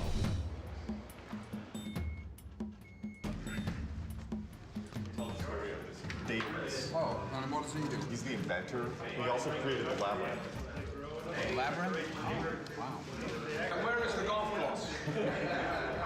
It's really cool. Eat lunch with Malcolm McDowell. I can't beat that. The ice storm, that will give me the power to bring my son back to me. Where is my boy? That's awesome. You bastards! That was awesome. That is fabulous. We want to protect it with one more, please. Oh, we're not gonna go protecting all these takes, are we? Yeah, Don't we tell are. me we're gonna do 2 fucking takes. Why don't you just use a bit of proper tape? Why do we have to do 2 takes of everything? Well, because we Not for protection. Yeah. Oh, come on. Let us listen to it. That's nonsense. And we're going to listen to one line, be right with you. Okay. You don't mind, right? Because it's really, if I'm in a jag and it's going, it's going. I hear you.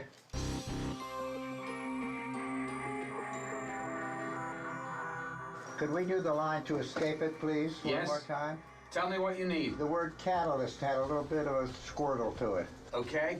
Okay? When you're ready? Okay. To escape it, we must assemble it. Actors are so varied and so different in the way they work, and to find what that key in there is and unlock that door with them and then be able to play is really a challenge and a kick at the same time. He said that if I took the liquid fire and the sling, oh, my boy, oh, my child. You know, I actually like that. That's different than what we thought. Terrific, thank you. I like it. Vengeance on the king of gods. You'll need an army of gods. And weapons. Of course, weapons. I could build. I could use the fire of Hades. Wait, please. Please, wait. Free me. Free me from my torture. We're good. We're good. Thank you, Spartan. Thanks, Spartan. I say, thanks so much. Cheers, good sir. I say squatta. We're not used to people coming in here and nailing it so, like, basically knocking it out of the park like this. So Oh, really? we had more time, so. Well, no, okay. Well, listen, I just thought, oh my God, I thought I had reams and reams and I had to do everything twice. And it was like, oh my God, if you've got it, right? Right. Yeah, we got some great stuff. Great. It's fantastic. Terrific. Good. Thank you. My pleasure. To work with Malcolm McDowell and Rip Torn in the same day. Same day, yeah. Pretty wild experience. Yeah. It's fascinating to me, too, the different acting styles, because Malcolm McDowell is very much the Royal Shakespeare Company, and it comes in, you know, word for word like that. And Rip Torn is more of the old actor's studio, and he's a little bit up and down and nowhere, but out of that comes a gold of its own kind. There's an extra level of dimension and texture that we got to them that's just through the fact that they're fucking good actors. Now that we've gotten the recording part of it down, my stress level has decreased a great deal. Now you can have a glass of wine. Now I can have a glass of wine. But you are the reason I live in torment. He told me he would kill you. He can't. Perhaps he did allow me to kill the Nemean lion, but he made your name known amongst the people. A fierce warrior, a killer made a hero, a man made a god. But you, what have you done with my child? My boy, where is my boy? Your son is dead, Daedalus. My boy, my child, no, no, no!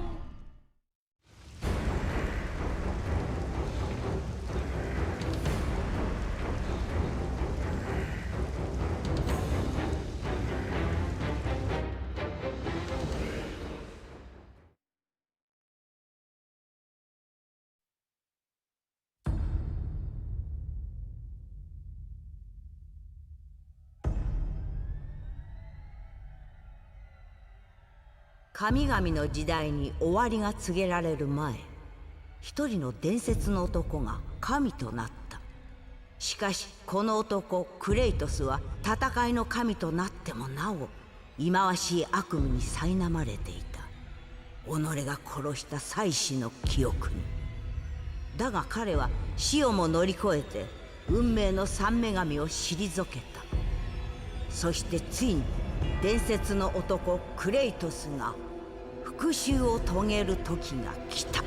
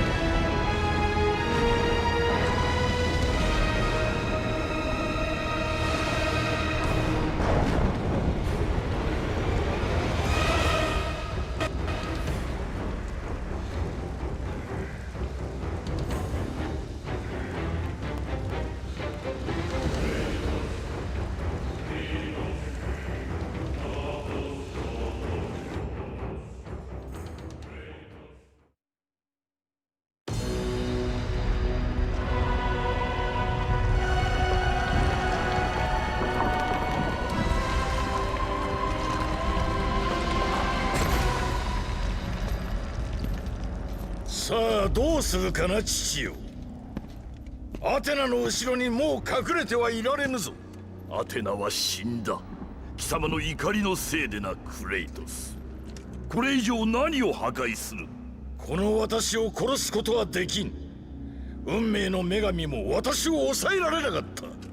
貴様は今日の日暮れを見られぬ。今日こそ復讐を果たしてやる。なんと生意気な。その無礼な態度決して見逃せんぞ。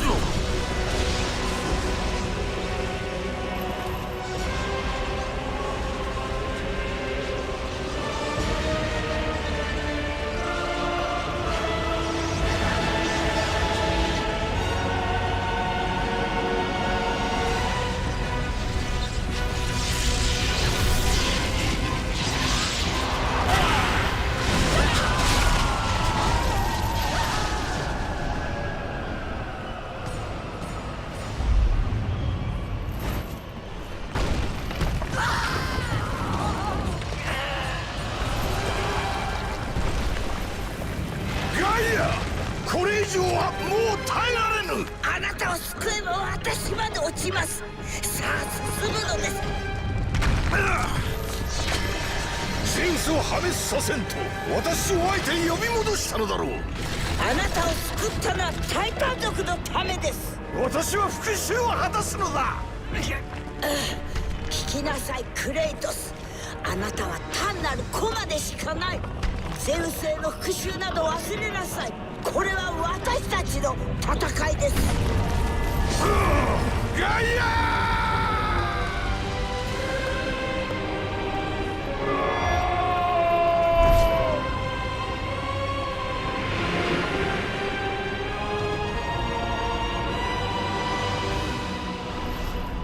私は戦士として生きた。そして神として命を落とした。究極の犠牲を払い苦しんだ。解放されることを許されず、私はオリンポスを倒してみせる。必ずや復讐を遂げよう。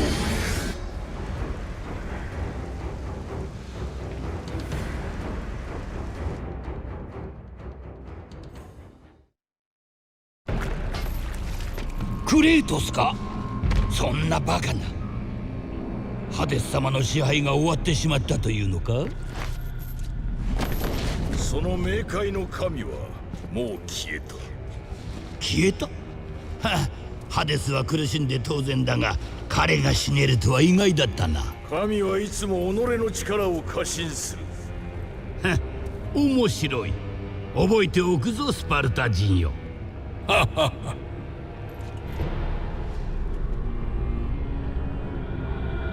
ヒペリオンの門を通るには神の魂がいるのだクレイトス。何百年も使われていない壊れているだろう。でなければ美しい妻に。なあクレイトスよ、わしはかつては化け物ではなかった。わしはかつてオリンポス一の誉れ高き職人だった。ゼウスから美しきアフロディーテを妻として贈られ、母のヘラはわしの才能を褒めたたえた。しかしお前がアレスを殺した日にわしの栄光の日々は終わった。あの日からゼウスは変わってしまったのだ。一番の不幸はゼウスがパンドラを奪っていったことだ。何よりも大切な娘を。わしはここであの子を再現しようとしてきた。何度も何度も何度も。あの子はまだ生きてる。感じるんだ。そうだそうだクレイトス、あの子を取り戻してくれ。お前の子など私には関係ない。だがわしの気持ちもわかるだろう。あんたも父親だった。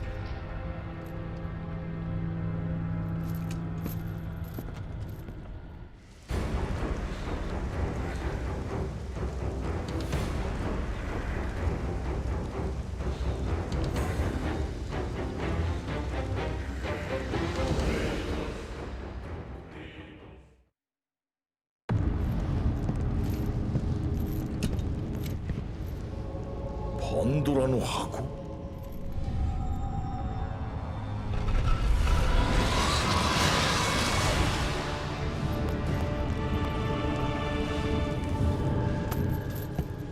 これはどういう意味だ？自分の目を信じなさいクレイトス。これはかつてあなたが開けたのと同じ箱。神をも殺せる力が宿っている箱なのです。その力はアレスを殺した時に解き放った。いいえ、それよりも強い力が箱の中に眠っています。世界から失われた力。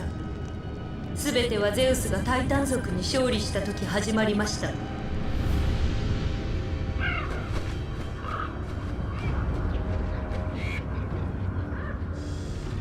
あの戦いで生まれた災いを放っておけば、人間と神々の世界が滅びることをゼウスは知っていたのです。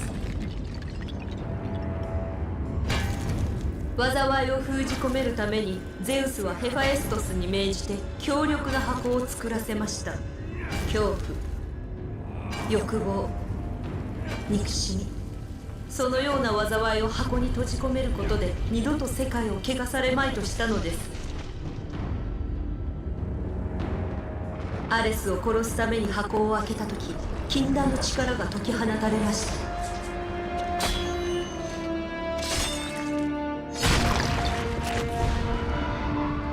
あなたが勝ったのを見てゼウスは恐怖の虜となったのです。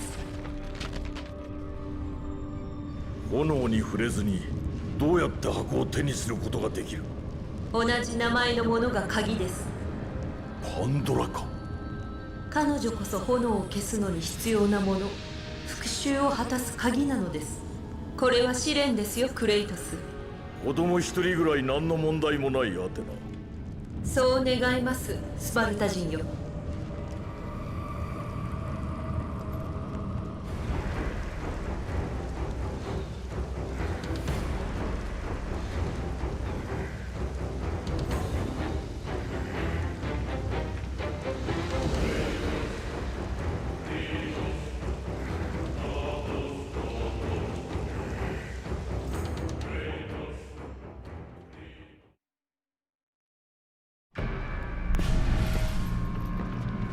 アフロディーテか。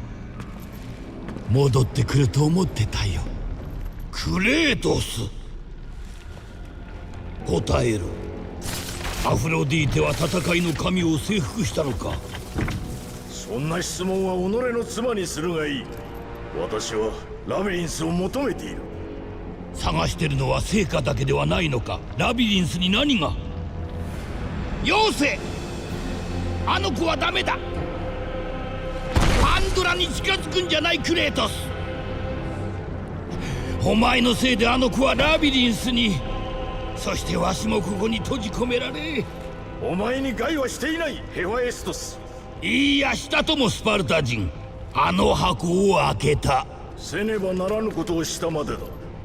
何も分かっておらんようだ。大戦の悪は簡単には封じ込められん。わしはあの箱を神よりも偉大なる力を借りて作った。オリンポスの成果だ。あの箱ができてくるにつれ、わしは炎の中が最も安全だと気づいた。錠前もつけた。あと必要なのは鍵、あの箱を開ける手段だった。炎の根源から作られた鍵はそれ自体が命を持つようになった。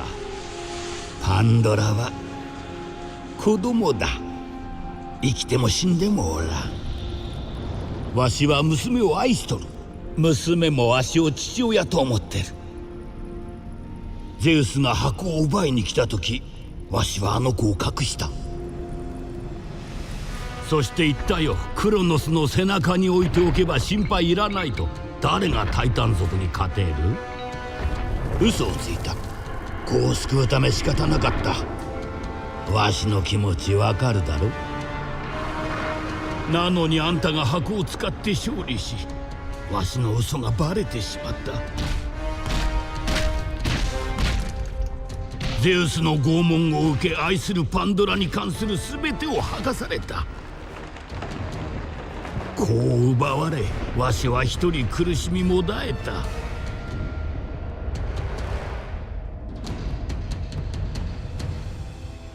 ああ、まだわからんのか。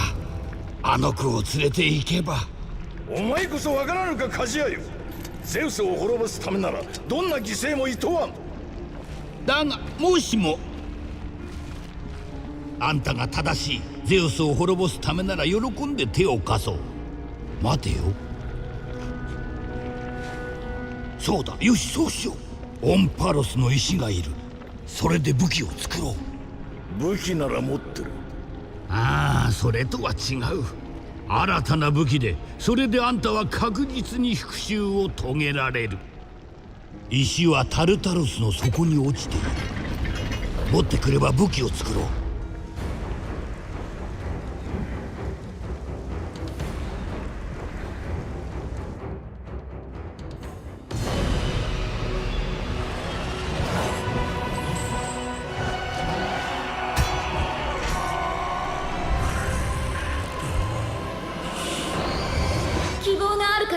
なれる。だからここにいるのよ。全てを失っても希望があれば戦える。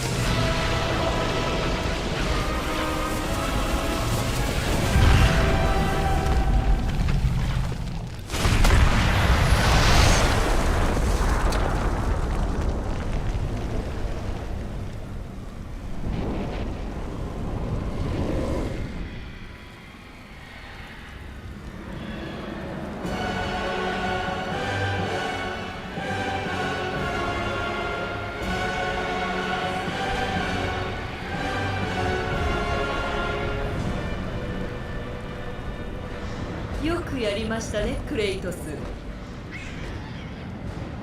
オリュンポスの束縛から解放され混沌とした世界を経て、人類は私のお告げを聞く準備ができたでしょう。周りを見よアテナ。世界は荒れ果ててしまった。お告げなど何になる。どうぞ行きたければ。でも去る前にその箱の中に眠っていた力を渡しなさい。箱には何もなかった。それはありえません。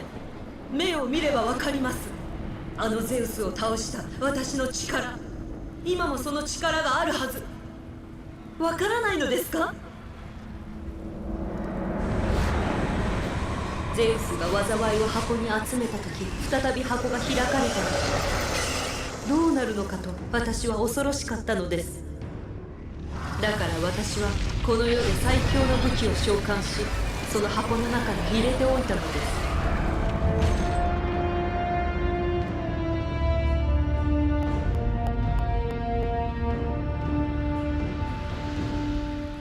言っただろう、箱は空だった。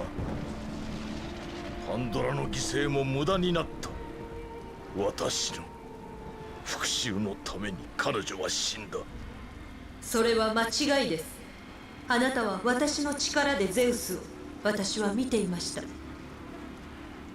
もしかしたらそうなのね。あなたが箱を開けた時、災いが解き放たれて神々に感染し、神々を変えてしまったのです。ゼウス自身も災いの餌食となったのです。だからゼウスはあんなにも激怒し、あなたを殺すことに取りつかれ、恐怖という災いに取り込まれたのです。私が箱に入れた力は解き放たれていないと思っていました。あなたは箱の中の災いから力を得てアレスを滅ぼしたと考えていましたが、そうではなかった。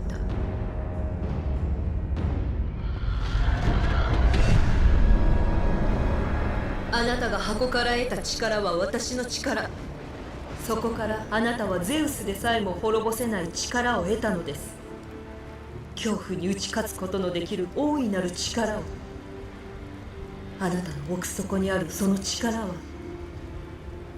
希望です。隠されていたのです。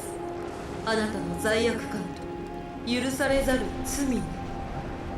ゼウスを殺した時、あなたはそれが目覚めることを許した。なぜ許したのです？希望があるから強くなれる。だからここにいるのよ。全てを失っても希望があれば戦える。なぜ許したのです？失ったものしか思い出すことができぬ。だから私にその力をください。私ならそのシーンの意味も使い方も分かります。正しい選択をすることを信じています。断る。私に借りを返すべきでしょう。貴様に借りなど何もない。私があなたを神とし、オリュンポスの怒りからあなたを守ってきた。私がゼウスへの復讐を与えたのです。全てしまいだアテナ。私を切るつもりですか？二度までも。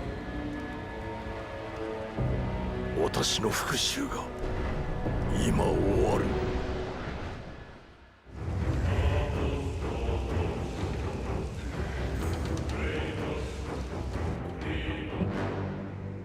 この愚か者、何をしているのです。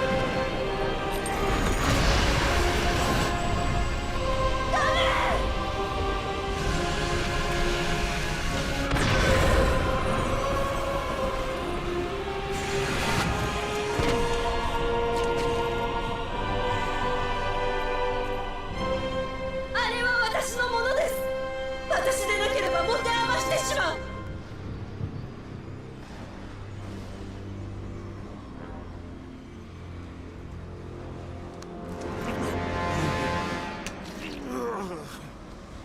あなたにはがっかりです、クレイトス。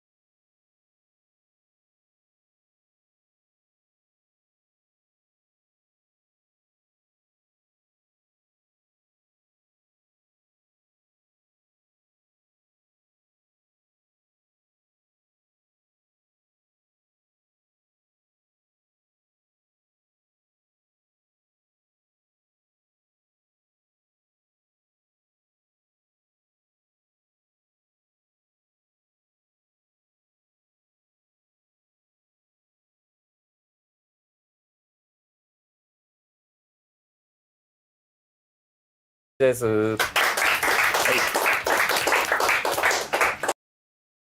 です。さあ今回はですね、こちらご用意しました。ドーンフェデックス。これも海外からの通販でよく見かけるやつですけれども、今回ね入っているのが2種類ございます。はい、俺ちゃん、デッドプー。そして、はい、レディープールということですね。はい、デッドプール&レディープール。これね、デッドプールウルヴァリンの最新フィギュアですね。実際これ、収録段階は2024年の10月付近なんですけど、全然未発売だね。日本での。一足お先にね。これ紹介させてもらえるということでいただいたんですけれども、これね一番最新の映画のモデルだから出来栄えも相当いいんじゃないかと期待されるんですけど、それなんですかついてるやつ？商品展開のやつだね。いつもホットトイズのやつついてるんだけど、ついてるというかチラシが出るんだけど、おいいな。もうやってしまったのデッドプール、俺チャンスを上げてのゴールドのデザートイーグル。これいいな。めっちゃいいな。それこそ最新映画の新装備ですからね。ウルヴァリンそっくりだ。すごいできたなこれ。ヒューにね。ヒュージャックマンヒューにそっくりだわ。いつも見るヒューの顔だよこれ。友達？ヒュージャックマンとヒューって言ってる。ジャック？ヒュージャックマンのワンセンテンスじゃないですか。我々が呼ぶときって。いやなんかジョージ・クルーニーとかヒューって言ったよ。そうクルーニーだろ。このタイプは今までホットトイズなかったな。あったかもしれない。俺知らない。クロームで。そうクロームバージョンがあんまりないから今まで。レッドシルバークロームからかっこいい。その映画のやつかって言われたら違うんだけど、ちょっとねこんなピカピカするとね。でこれはコミックス寄りのね昔懐かしい天心体操とかバッキバキだな本当ムチムチで股間の盛り上がりもそれで収まるのっていう俺いつもアメコミ見てて思うんですよね。絶対お前収めてないよねっていう。アダマンチューブ入ってるんでね。アダマンチューブ入ってるこれ。入ってんじゃない。骨を入れ替えてよかったんだ。骨入れ替えてる。そうだよね。でもここに骨はないですよ。軟骨を。軟骨アダマンチューブ。いろいろ生活にしておきたい。他にいろいろね。これ結構どうなの？今回のこのデッドプールはスペシャルエディション。ホットトイズスペシャルエディション。ムービーマスターピースだね。ムービーマスターピース。ってことはデッドプールはもう売ってんじゃないの？いや微妙だ。11月発売予定だけどな。ちょっと先ですね。開けてみようと。我々のちょうどね中とか中素体もあるんで新素体比べるとだいぶ違う。バラバラでいきましょうか。てか映画をやってるからってのもあるけど、マジでデップのグッズめっちゃあるね。いやー今大人気でなるってねマーベルの神ディズニーの救世主ですか。結構この辺のグッズおじさんは欲しいよこれ。これがさこのなんかスチールケース入りの消しゴムらしいんだけど、消しゴムはさておきこの缶ケースめっちゃ良くない？いいですね。しかもさこれわかんないよ。わかんないけど最近ひょっとしてホットトイズが持たせられるぐらいのさ、いやいけそうだよ。ラッシュケースぐらいの感じでメタ消しねなんかありそうだよね。なるほど、長さんこれたっぷり入ってますよ。ホットトイズですから。さっきの限定の金ピストルあったじゃないですか。これ封入されてるんですよ。俺チャンスは限定モデルね。限定モデルです。じゃあそれは先行で出た7月26日に発売されたらしいの。多分それじゃないかな。でベイビープールとか犬ついてない？犬もついてるのかなどっかに。ゾンビヘッドもついてるんですよね。それもゾンビヘッド。そうなんていうか犬ついてるわ。そうだよね。すげえブサイクで可愛い犬。ブサカワの犬がついてる。だってこのカタログそのレディープール載ってないもん。レディープールはマジで先のやつなのかな。だいぶ。俺レディー開ける。開けといてください。これかなり封入量が多いんで。アメコミのキャラって死ぬこと出るから分かんないよどうやと思ってるんですかね。アイアンマンの前でそれ言えんの？マジすげえ。言えない。マークいくつっていうか数字上で言うと85とかだから。アイアンマンは。全然分かんない。自分が買ったやつがどれのモデルなのか把握してない。一瞬で見てこれなんだって言われてもでかいやつが分かんないもん。ハルクバスターのそうハルクバスターが分かんないんだから。すごいな。アイアンマンマーク1も分かるか。マーク1の鉄板のやつだ。トラワイで作ってるやつだ。これが大肌いいじゃないですか。アダマンチウムだからちゃんと売ってます。新スーツなんだよな映画何気に。これあれかな取り付けがさ何もついてないってことは最近流行りのマグネットか。マグネットでここにピタッていいのかな。いつもそうなんだけど女性素体のやつはやっぱ髪にこだわりが必要だから男性でさ中見て分かるようにこれ中でこうじゃないんだけどオリジナルなんだけどこういう感じで作るんだよ。女性はやっぱ髪が長くてそれを動きのある絵とかも作りたいじゃん自分で。だからこういう風にもお人形さんだね。素晴らしい。これをなんか実際あれでしょこだわれたからヘアスプレーちゃんとそういうの使ったりしてやるんでしょ。同僚のウィッグですもんね。そうこれねスーツの質感が本当にやっぱものすごいクオリティ高いですね。生地感脇になんかそう吸えちゃうから。やっぱ軽いわ新素体すごい。あとね可動がめっちゃいいよ。動くしこの汚しのこの細かいこだわりすごくないこれ。肩の部分のアーマーのウェザリングもやっぱり違うなレベルが。ホットトイズはねクオリティ高いよね。これはなんだってこの首のところ衣装両側に入ってるのか。こっちもペットついてるわ。オッケー。めっちゃチク本当だめちゃめちゃ犬乳首がリアルに作ってあるし犬チンチンもすごくリアルに作ってあるが犬肛門もでデッドプールといえばなんかおもろいなこいつ。おもろいしてるなみたいな。見てこれデブのケツ。俺ちゃんのこのヒップライン見て。映画の時もこれバーンってぶたかれましたけどもなんかねデッドのスーツにかけるケツなのよ。割とその中の人間のさスタイルがはっきり出るようになってるよね。なんかどっかでデッドはねデッドプールといえばなんかおもろいなこいつ。おもろいしてるなみたいな。見てこれデブのケツ。俺ちゃんのこのヒップライン見て。映画の時もこれバーンってぶたかれましたけどもなんかねデッドのスーツにかけるケツなのよ。割とその中の人間のさスタイルがはっきり出るようになってるよね。なんかどっかでデッドはねあえてあんまりマッチョじゃないスタイルにしたっていう。アメコミヒーローにしてはそういうヒーローじゃないから。そうねキャプテンとかだってもっとね胸のとこがマッシュだもんね作りが。多分ヒューと比べれば一目瞭然だと思う。お前がヒューって言うな。いいじゃん俺ヒューって呼んでも距離感的には多分そこ変わらんですよヒューと。表情差し替えパーツもありますよ。そうだ、ほら、この映画公開時に、ヒューたちに会いに行くかもみたいな企画、はいはいはい。立ち上がったじゃないですか。本当なら俺ら可能性があったら、まあ、いけたかも的なね。デップとウルヴァリンに会いに行ったかもしれないですよね。残念ですね。いけなくて。あら、ちょっとにんまり顔。いいですね。あ、こっちの武器。もういいじゃん。ウージー SMG。うん。レディープールは俺、映画でしか見た。いや、もうホットトイズはこういうもんよ。マジバットマンめっちゃいいから。バットマンの秘密道具たちが全部作られてるからさ。面白いのよ。設定をよく知らんのよな。レディープールもなんかすごい設定を抱えてるっぽいんですけれども、さすがに映画では途中出てきた、原作とかね。バックボーンがわかんないから。ハンドパーツが他のシリーズより多いよ、やっぱり。多いですね。遊びがあるキャラクターたちだから、そっちめっちゃあるでしょ、ハンドパーツ。デップールも代名詞と言ってもいい。あ、それもあるな。こっちそれないわ。さすがにないわ。これこっち側のデップールだから。あ、これできるじゃん。ハーネスついてる。見てみて。ほら。セルをさ。いやいやいや、ちげえから、その想定作ってねえから。ご飯。またな。みんなまたな。やりそうだけど、こいつ。普通に本編でやりそうだけど。もしくは、なんかこうやって、サンキュードラゴンボール。やりそうだけど。最後の打ってるとこんな感じだったね。確かにな。瞬間移動的なやつだな。これ何かと思ったら赤ちゃん抱く用の発想だよ。赤ちゃん派です。デップに赤ちゃん抱かせる時用のやつだこれ。銃ってどっち向きをつけるの？こっち向きかな。やっぱもうマグネット本当にいい発明だよね。なんで昔からそれやらなかったんだろうぐらいの。装備がさ、簡単に固定できちゃうから。本当にね、発明ですよね。こっちの装備品もな。通常のデザートイーグルも金もついてるところが嬉しいな。両方あるの？両方ついてます。いいね。デスペラードみたいな。ですけど、箱の中金の銃ってロマンなんだよな。確かにね。ロマンですよ。ほら、金のマガジンにちゃんと弾入ってら。素晴らしいよ。弾はさすがに取れないんじゃないか？いや、取れないと思う。さすがにくっついてる。これ取れたら偉いことよ。なくそうかな。チーン。しびー。このハンドバーズ見て。これわかるかな？こういう風にしてた。こういう角度だった。タイムマシンで帰る時のトラックス。全部ドラゴンボールやる。なんで全部ドラゴンボールやるの？ドラゴンボールハンドパーツやるの？ドラゴンボールハンドパーツ。ドラゴンボールパーツやってたらこいつ。やっててもうしてきたな、なんかもう。なんかよくあると思ったこれ。スライド動くわ。スライド動くよ。すげえなこれ。ブローバックしますよ、そりゃ。すげえなこれ、このサイズ感で。ライフルとかついてるとさ、ちゃんと実銃みたいにバラせるんだよ。すごいな。分解ギミックもちゃんとあるから。スーツの質感いいね。これがさ、多分見た目のためなんだと思うんだけどさ、持ち手で考えると抜く刀逆で。あ、でもこう抜くか。こう抜いてたか。確か、でもこう。そうか。こう言ってた。じゃあ手の側を抜くのか。こうじゃない、こうだ。ブレードは一本だらしいんですよ。ブレードは縦に入ってそう、縦にシャッシャッシャッシャッ。もうこの時点でもう話してもいいですよね、映画の話ね、大体。多分ね。